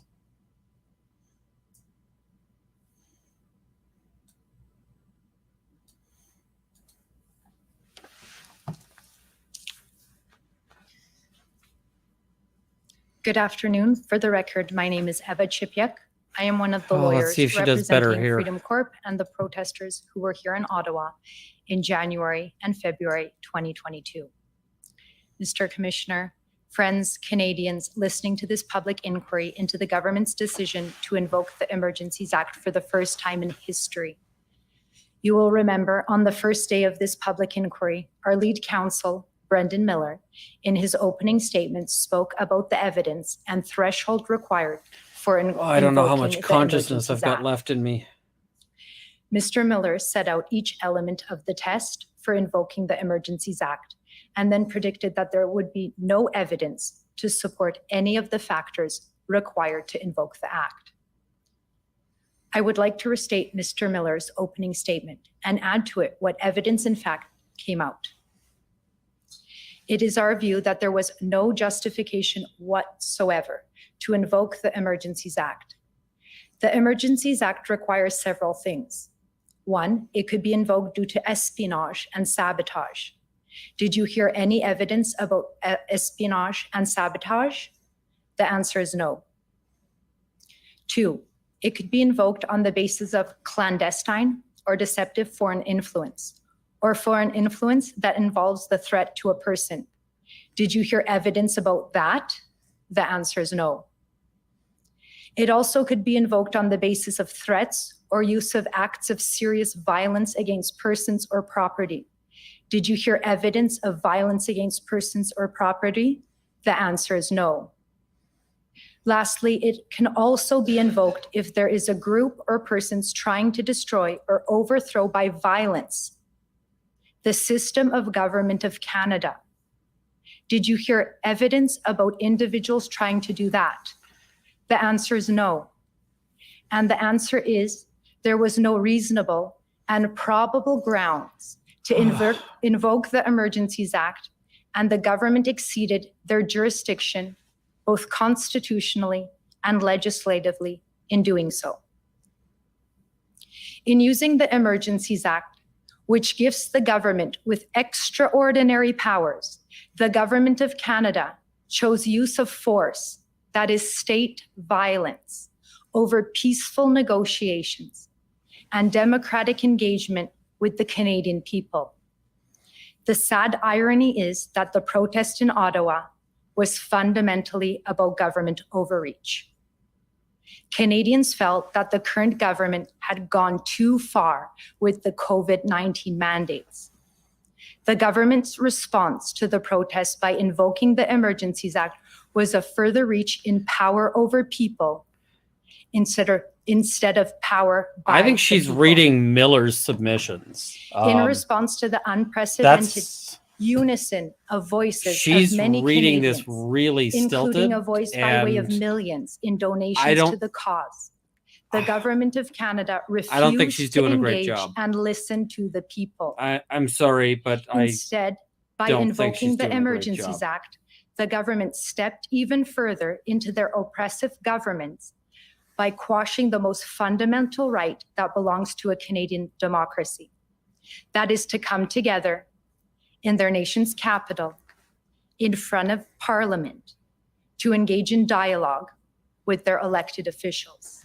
I think she's reading Protesting Miller's is, submissions. in fact, Oh, the people trying to have a dialogue with their government as a last resort of engagement when Oh, all I missed other that. avenues for discourse have failed or have been Oh, censored. crap.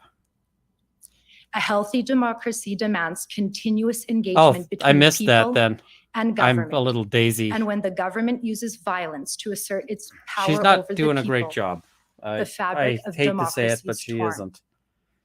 That is what was witnessed at the protest. We heard from witness and protester Maggie Byrne, who knelt before the public order units, placed a copy of the Canadian Bill of Rights, the first human rights law in Canada, onto the snow in front of her before being brutally snatched and shoved behind the police lines, thrown to the frozen ground, beaten, and had a rifle pointed to her head. We heard from witness and veteran Chris Deering, survivor of a bomb explosion in Afghanistan. He fought for our country because he believed that our Canadian values were worth fighting for. He said he came to Ottawa because it was his duty to support the protesters in their cry to the Canadian government that enough is enough. They've gone too far with interfering with our right to freedom, our right to live in a safe country, free from fear. In response to our dear veterans' bravery, moral courage, and sacrifice for this country, he was brutally beaten by the police and treated with less human dignity than a prisoner of war.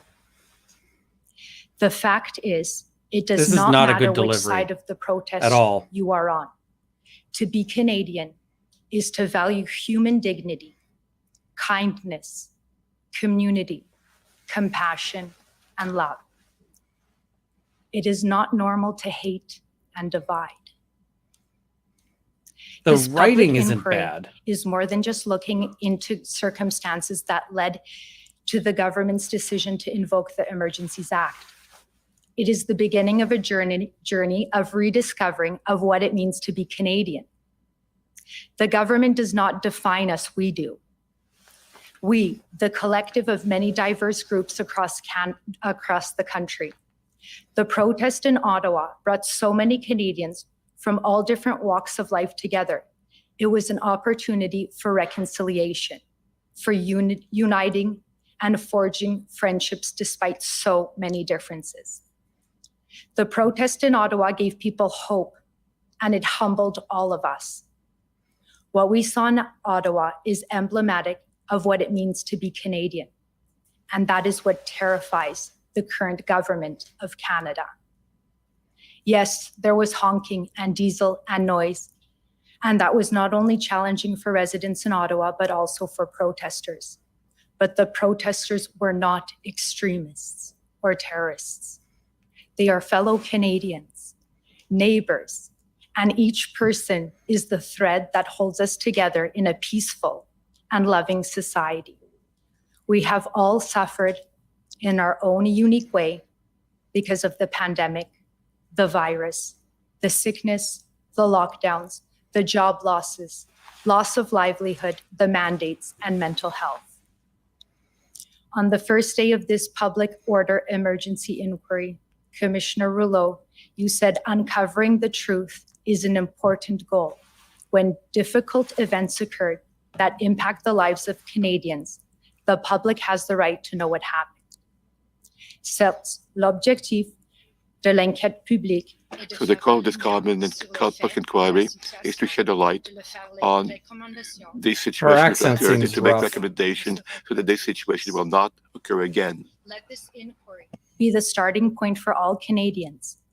And that means all Canadians, including government leaders, to hold the executive branch of Canada to account. If there ever was a time for a prime minister to step down, now is that time. Thank you. Okay, thank you. Next is the Ottawa Coalition, please.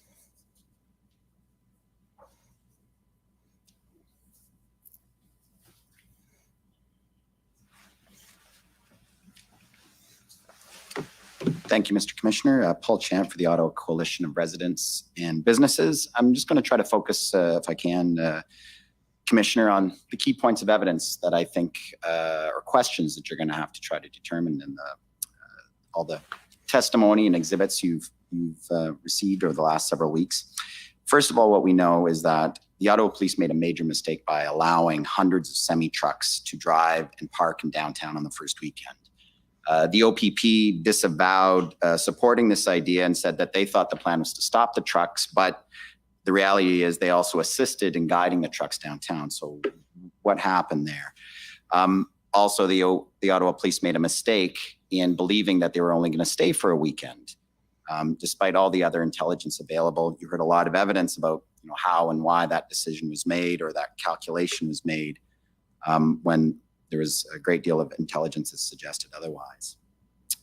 But most significantly, Commissioner, by Monday, January 31st, the Ottawa Police already realized on that day that they had made these major mistakes, and they acknowledged internally that they were overwhelmed, did not have the capacity or the resources to police or manage these protests. Because they got to throw the OPP under the bus in order to already calling it defend an the occupation on Monday, use of the January Emergencies 31st. Act. That's And from that day forward, they were trying to get help from other levels yeah, of government that's a and from weak, other police services. weak thing. It's a bad Now, idea. What was going on after that? Well, we know that the Ottawa Police refrained from enforcement in most cases because of officer safety, including by law officer safety. And if the officers aren't safe, how can citizens and residents feel safe? They cannot, and they were not. Reports to police were not being followed up on, despite people calling repeatedly. You of course Yeah, it's heard because people were calling up going, circumstances, the they are contests noisy. downtown Ottawa, not only And the dangerous the police are like, well, that were going on all neat. day and into the night, the blockaded streets that were obstructing traffic, public transit, and even emergency vehicles, the diesel fumes of hundreds of congregated and continuously idling semi-trucks. Not usually, nor not street necessarily. harassment, the threats to public officials at all levels, our mayor, our chief, our health officer, our federal politicians. But did you businesses die? were shut down with loss of profits and wages of $10 million per day.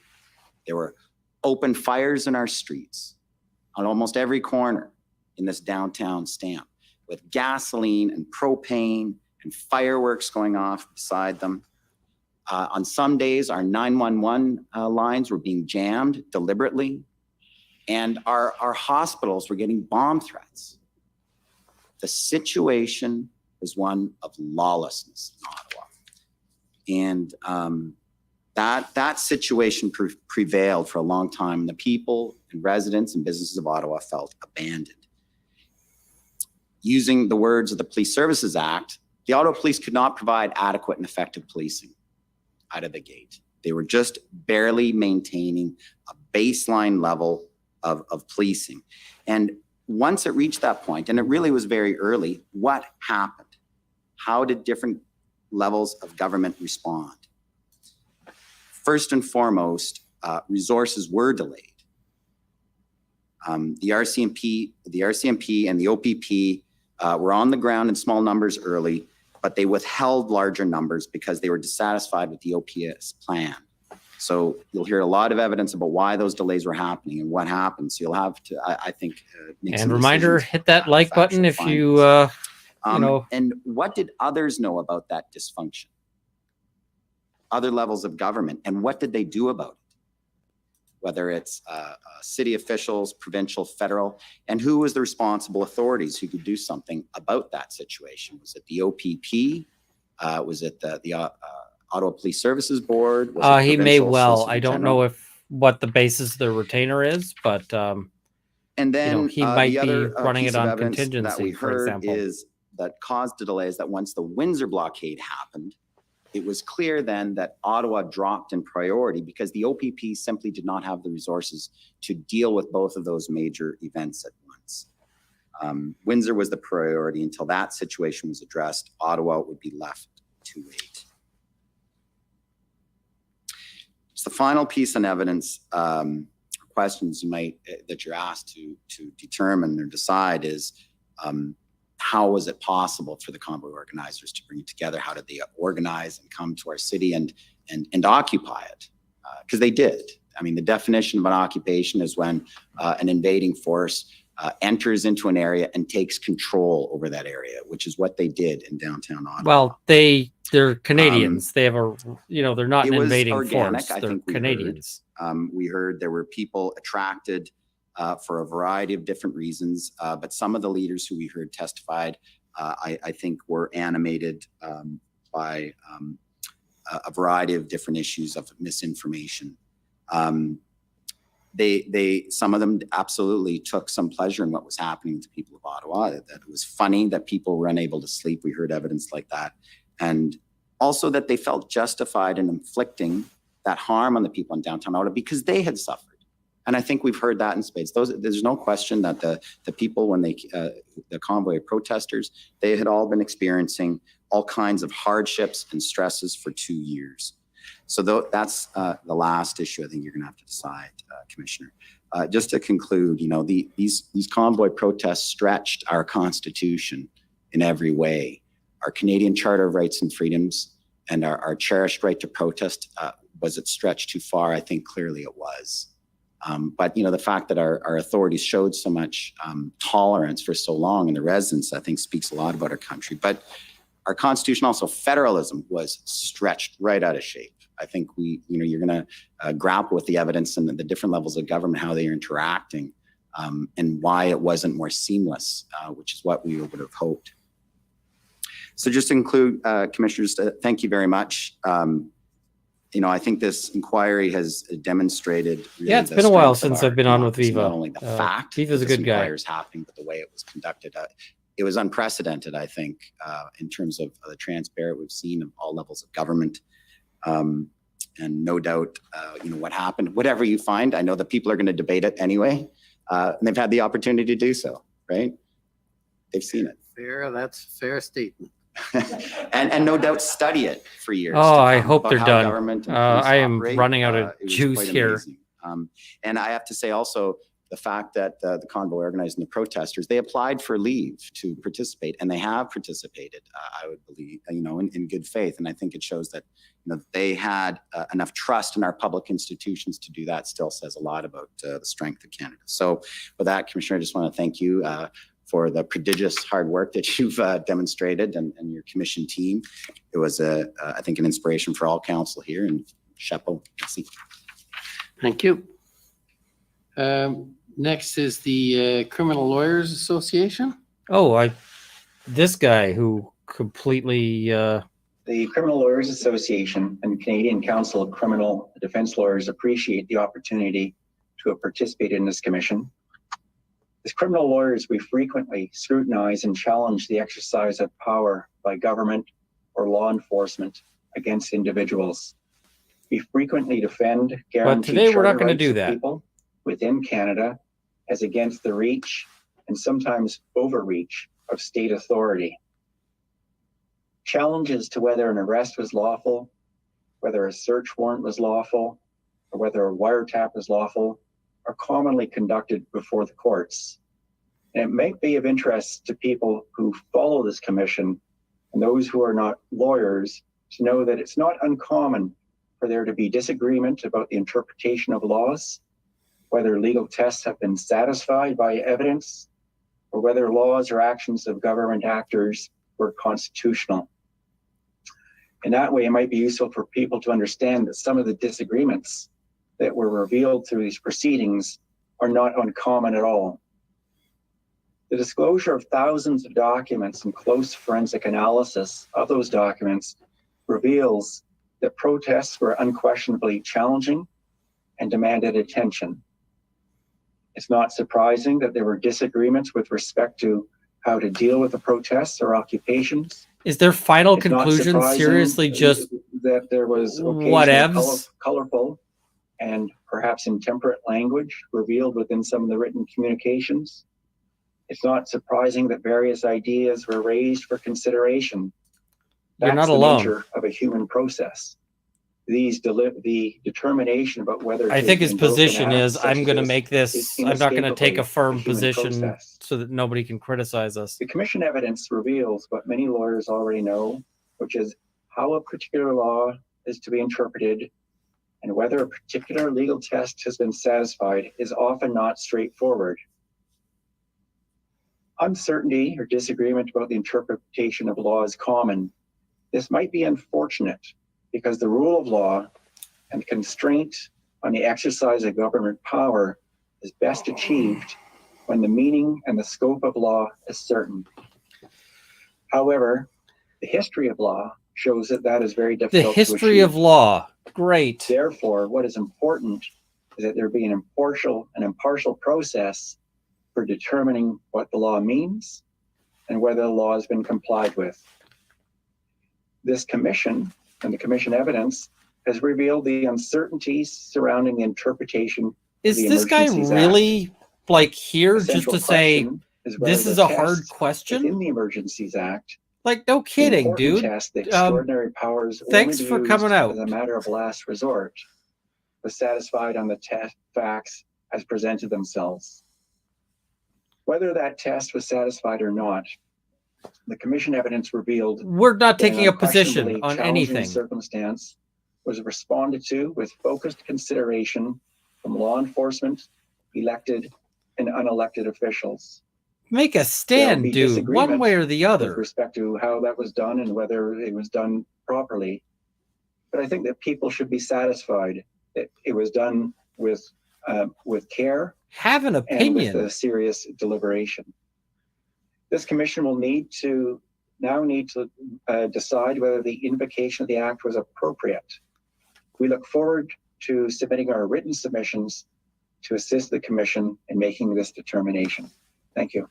How's it going to Thank you assist very when much. all you've got is just this is real hard? Next, I'd like to call on the Union of British Columbia Indian Chiefs, please. Good afternoon. My name is Cheyenne Arnold Cunningham. I'm counsel on behalf of the Union of BC Indian Chiefs. The Union of BC Indian Chiefs has a significant interest in the exercise of emergency powers by the Canadian government generally. In this inquiry, we've been particularly interested in understanding how emergency powers were used in the Freedom Convoy situation and whether the use of state emergency powers respects Indigenous rights and jurisdiction. Because they know that Solely they on could the be facts, next Commissioner, on these. we have just one brief factual submission. We highlight from the evidence that there was limited, if any, consultation and engagement with local First Nations governments of the territory. On this, I draw your attention to the testimony of two witnesses who had close knowledge of this matter. First, we heard from Deputy Minister of Public Safety, Rob Stewart. In response to a question from the Union of BC Indian Chiefs regarding which First Nations governments, representatives, and Indigenous groups were consulted with during the convoy situation broadly, he testified that he was not aware of any consultation efforts, and he narrowly connected it to matters associated with law enforcement in urban areas or at This border is actually points. BS. They pay plenty He of also testified taxes. that he was not aware of any efforts on behalf of the Government of Canada or police services to consult with First Nations of the territory. However, it was later noted by Counsel for Canada that Canada did engage with Indigenous leaders specifically regarding blockades. But none were First Nations leaders of the territory where the events occurred. This is factually significant to us. Well, I mean, you got to This was think further about things like if confirmed the in the Oka evidence crisis of happened RCMP again, Commissioner they Brenda would Lucky. use the Emergencies In Act response against to the questions Mohawk. from the Union of BC you know, Indian Chiefs about whether and, First Nations of the territory were consulted, she testified that she was not sure.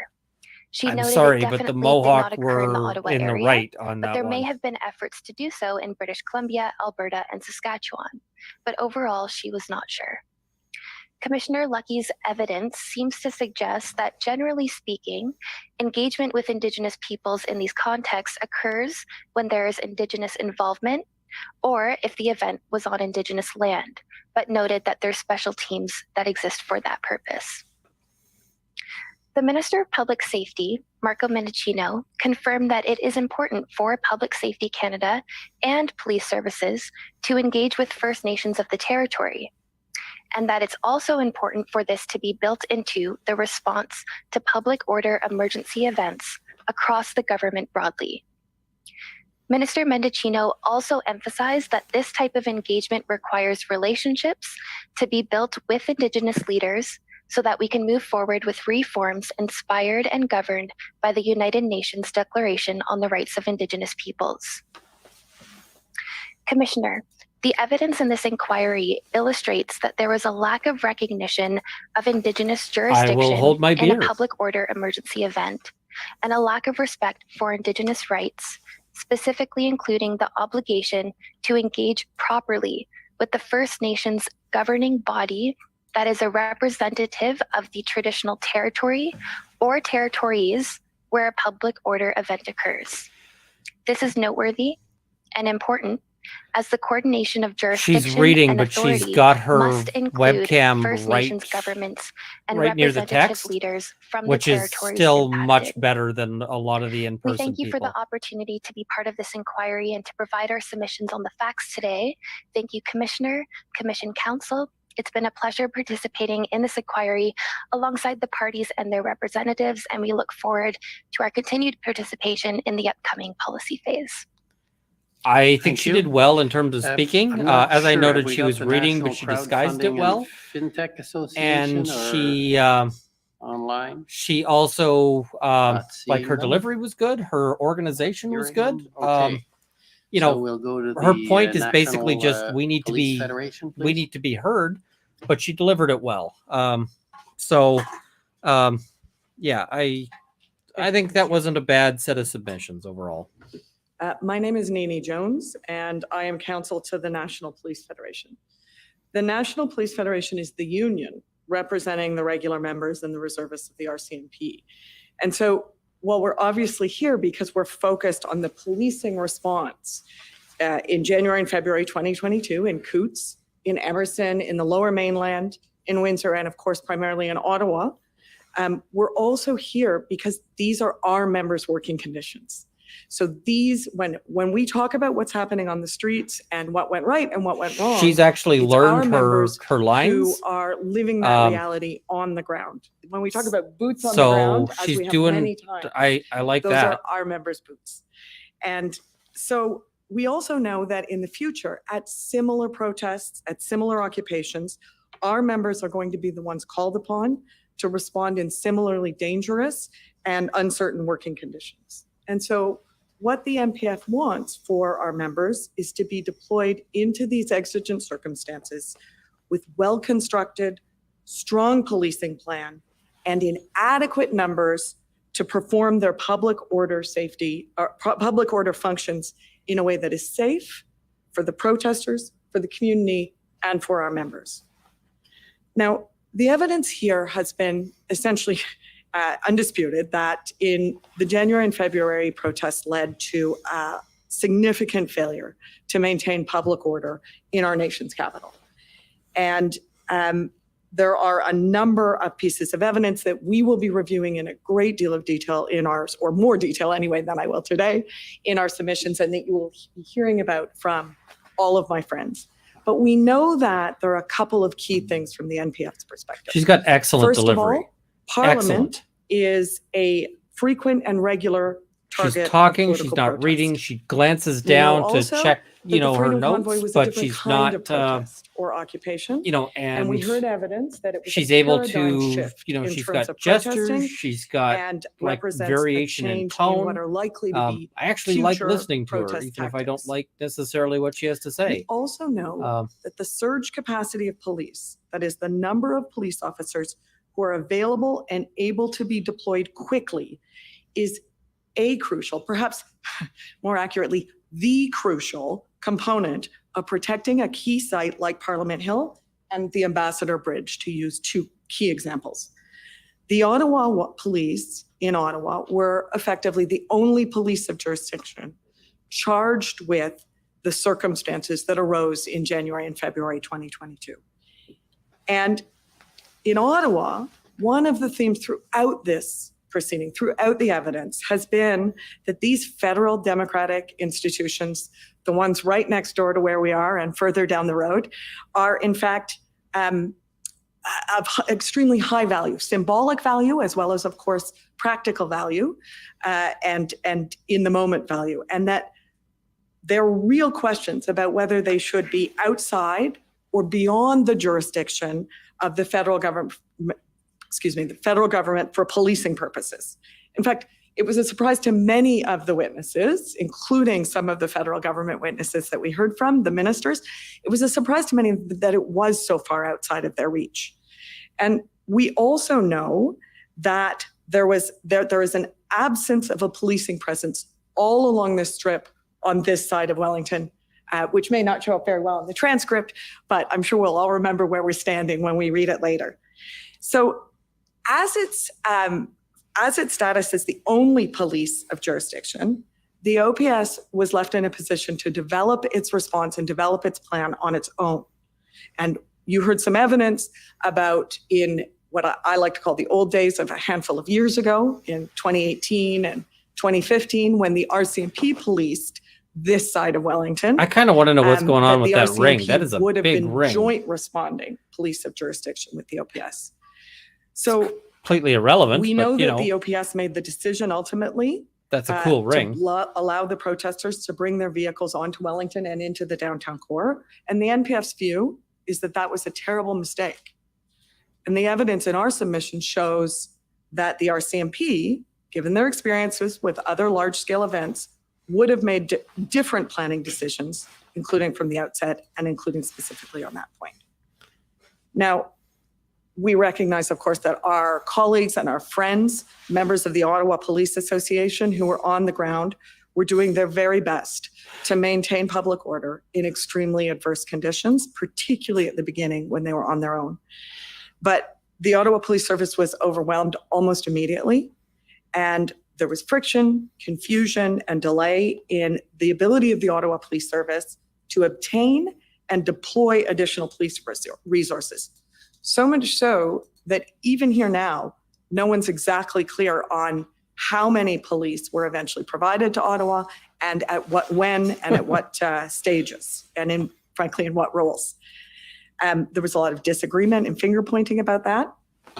And so in the NPF submission, we can draw a very sharp line from Ottawa to Emerson. Nobody finds all the and to coolest Coutts stuff and to in the Lower Monsters. Mainland. And where we see that surge capacity being available to the responding police of jurisdiction, in all three of those cases, it was the RCMP who was the responding police of jurisdiction, that they were able to draw on those Article 9 resources that we heard evidence about to ensure that they could immediately and seamlessly provide that policing surge capacity on the ground in the moment it was required. And it was done in a way that provided for consistency of training, consistency of communication tools, and consistency of command structure. And so we heard evidence that the RCMP is uniquely positioned, given its size and its resources, given its cross-national status as Canada's National Police Service, to respond to these kind of public order emergencies. But the shortcomings in the legal and institutional framework through which policing was administered or is administered in Ontario, and particularly in the National Capital Region. And it's coming. It's coming soon. Pose significant barriers. And so we'll be advancing specific recommendations consistent with many of the recommendations that you're hearing today from my friends, including that the Police Services Act should be amended to extend full policing authority to the RCMP for purposes of municipal, provincial, or federal declared emergencies. That a statutory process should be developed They want to a bunch of provide power. municipal police services in Ontario, and particularly the Ottawa Police Service, with the ability to request and obtain RCMP resources early.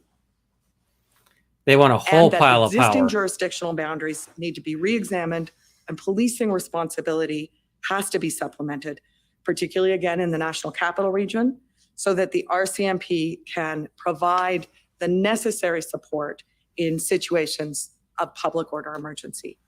The Commission has been asked to make recommendations, And we The hope video is that the recorded. NVEP's I just got to recommendations, upload it, and I can't do will be- that while which I'm we, in our live submission, streaming. are supported by the evidence, will be part of that. I do want to take one moment to thank you, Commissioner, very much, and also particularly to thank Commission Council, who have had at times a thankless role in this process. I suspect it has been almost exclusively thankless. They have been extraordinary colleagues and have done an amazing job. And I also want to thank all of my Until I friends who die, have it been seems to be their counsel time to the limit. various parties. It has been a pleasure and an honor. Thank you very much. Okay, thank you. Thank you very much for the super now chat. Just me, Nicole. Supper, roast beef, gravy, mashed Canadian potatoes, and green Constitution beans. Foundation, Is ready. unless you've Thanks for a traded good ahead. cover-in. Good evening. Just checking. I'm going to have to bail on this in a bit, but I'm going to keep going, I guess. So, As long as I can. Commissioner Rouleau, for the record, my name is Sujit Chaudhry, and I'm counsel for the Canadian Constitution Foundation. This guy did an Commissioner, okay job before. As you look over Not the great, evidence but and prepare your report, we would suggest that you do so informed by history.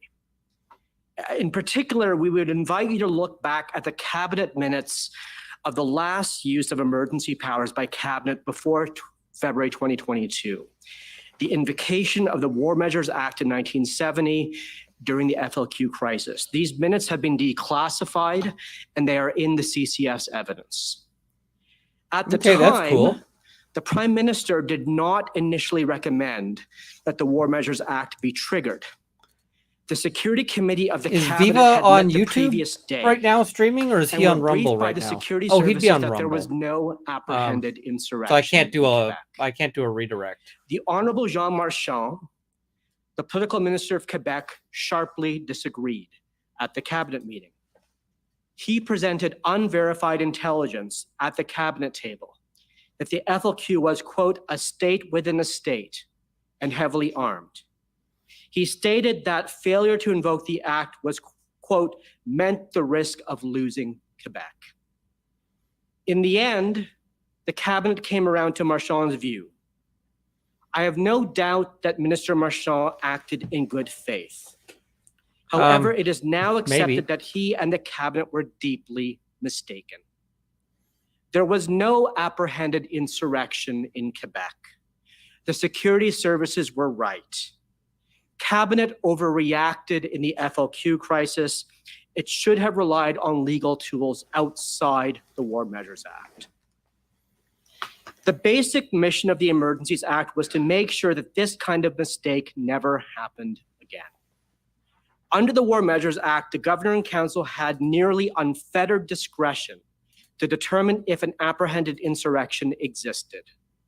On first reading in Parliament, the Emergencies Act only required that the Governor and Council be, quote, of the opinion that a public order emergency exists.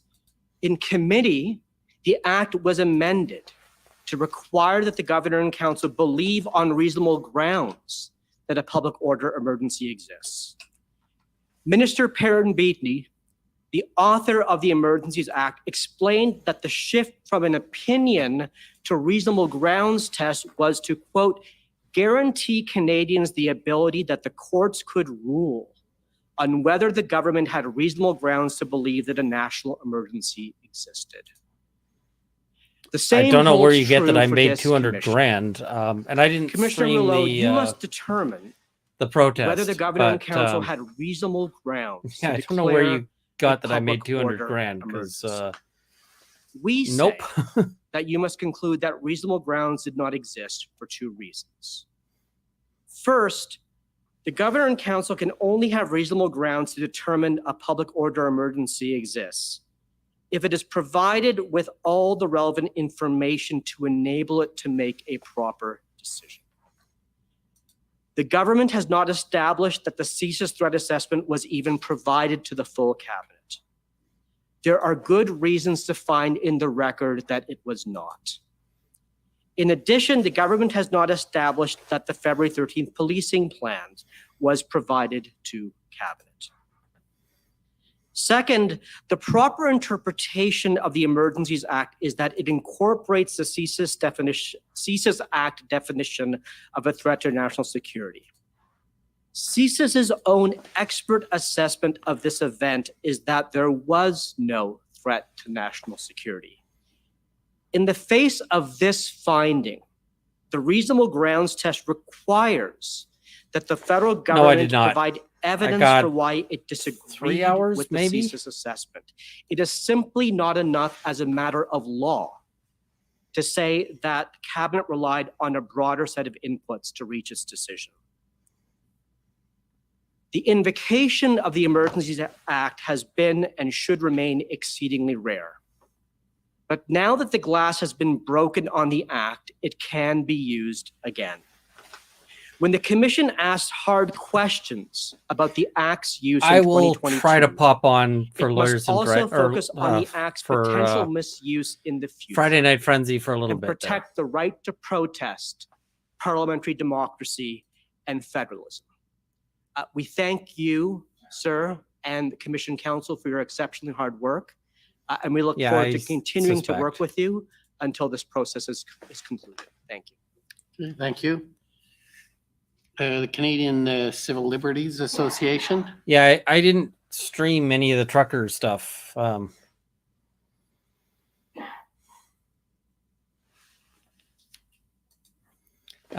Painsomnia, yeah. Just my brain wouldn't shut off. Kara Zwiebel on behalf of the Canadian Civil Liberties Association. In February of this year, for the first time, the Government of Canada declared a public order emergency and put in place emergency measures that restricted the rights and freedoms of all people in Canada. These measures placed broad restrictions on the freedoms of Canadians to assemble and protest. They allowed for the government to compel the provision of services and for personal assets to be frozen with no notice and no due process. These orders handed law enforcement agencies and financial institutions extraordinary powers. The government may have intended these powers to be used in targeted ways, but as drafted, they gave law enforcement across the country measures whose application went well beyond the blockades and could easily have been abused.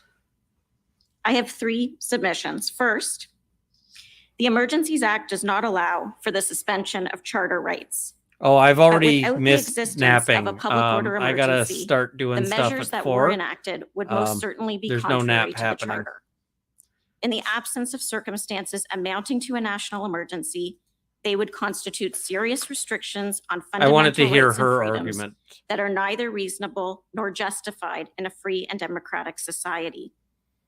So the question, was there a national emergency that justified these measures, is a crucial one. The Canadian Civil Liberties Association respectfully submits that this question is important, not only for what it says about the events of January and February of this year, but also because of what it signals to future governments about when parliamentary process can be bypassed to allow the government to rule by executive order and when extraordinary powers can be used. Nice. Second, the Government of Canada has offered a range of justifications for its decision to invoke the Act.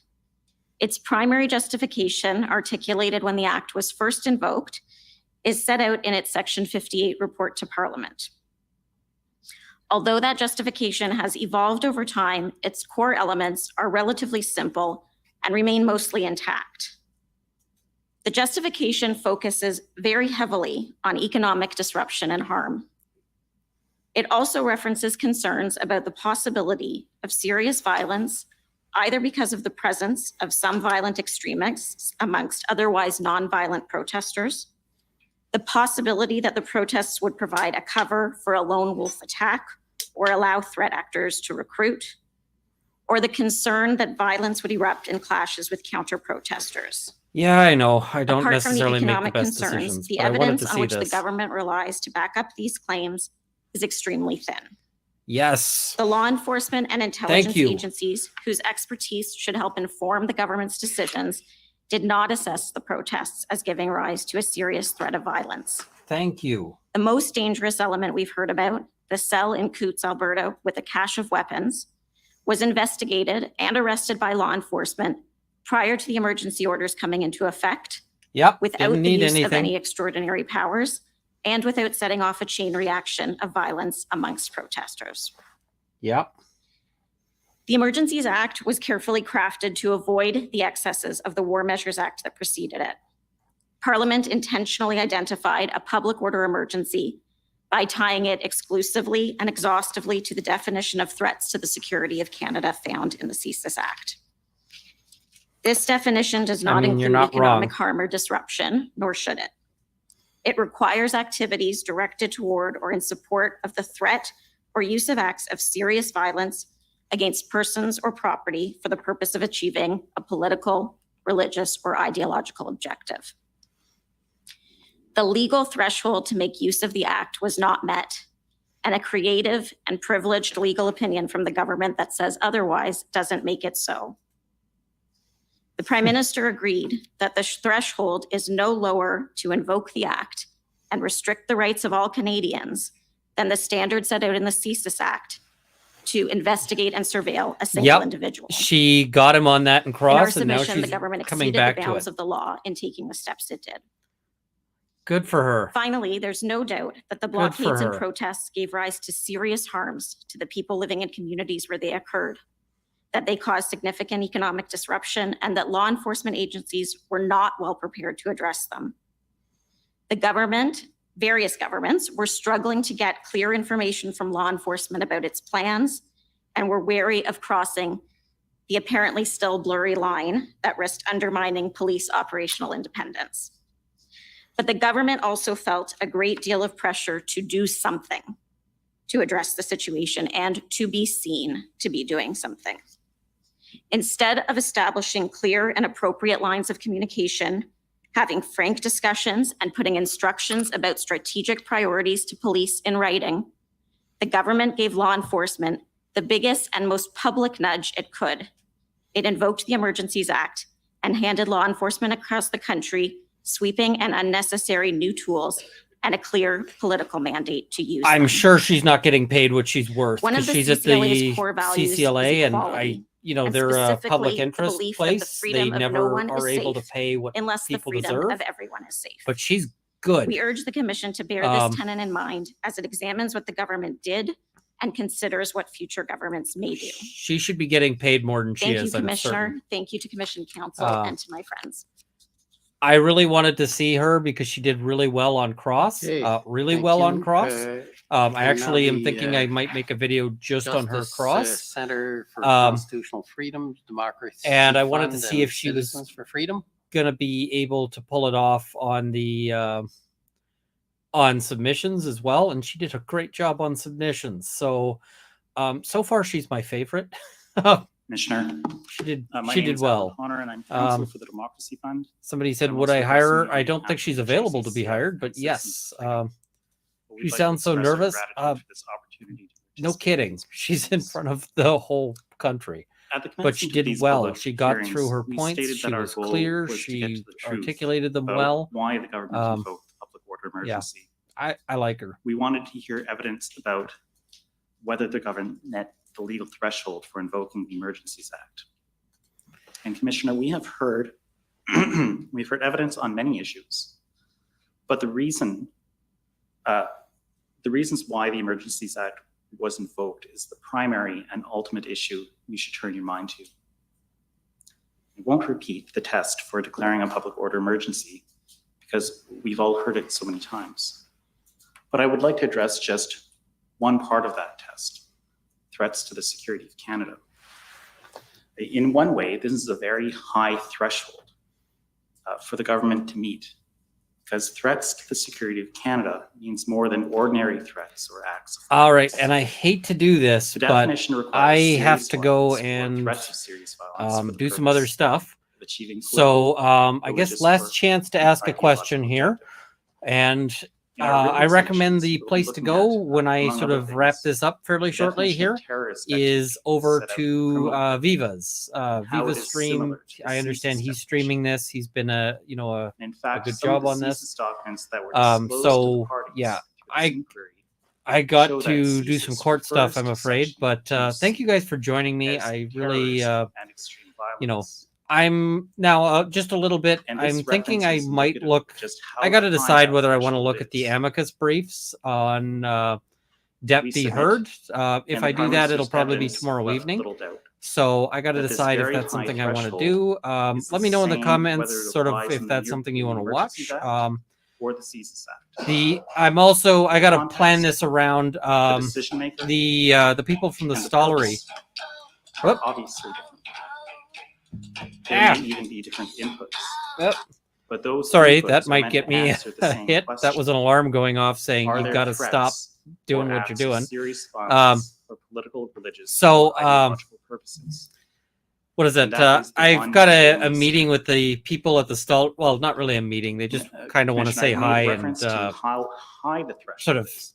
thank me. But in a So different I way, got to it's a do low that threshold. meeting with them On tomorrow. the issue But of then I'm threats to going security in to Canada, it doesn't require, yeah. for Let me example, know proof if you of want to see me cover the depth and notice may be Heard required with an amicus balance briefs. of probabilities. I Threshold don't only know. requires the I feel Governor like and the Council to amicus actually briefs that there are threats to the security kind of of. Canada, and it requires that belief to be reasonable. I feel like they're kind of non.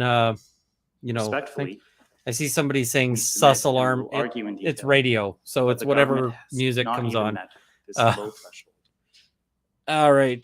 There may be reasonable grounds to believe that some acts of violence were happening. That was Ripping it. off Just connects masks, to an internet police radio, officers being so swarmed, I don't know. eggs being thrown, coffee being thrown. So I These see yes, please on the brief. and other So I things guess may I'll do happen that tomorrow. I'll figure out a protest, time in a little which bit was there. of unprecedented After that, I'm going to proportions. want to do some. And let me be There's going to clear, be that some is not updates on the GWAC situation. But those So acts do not rise to the level yeah. of violence or threats. All right. which are Thank you guys required for by joining the me. As I said, go And further, they do not reflect the go check out attitudes, actions, and Viva's values stream of and the vast majority of I see. Could we have Potter appear for a video? I'll see. Potter's kind of he Even the doesn't most really like coming in significant here threat when we've I'm heard of, sort of at the computer. which was the presence of And weapons and yeah, I see not the meet amicus this briefs have been covered by everybody. I kind of feel that's the even if case, it but did, it was if people want to neutralized. see them, I'll do a Those video on it alleged too. criminals So, are all right. sitting in an Alberta Thank you jail guys. As I when said, I emergencies gotta act was run invoked. here. I'm going to be called into court shortly. Threshold But requires present threats, yeah, head over to not Viva's past channel threats, and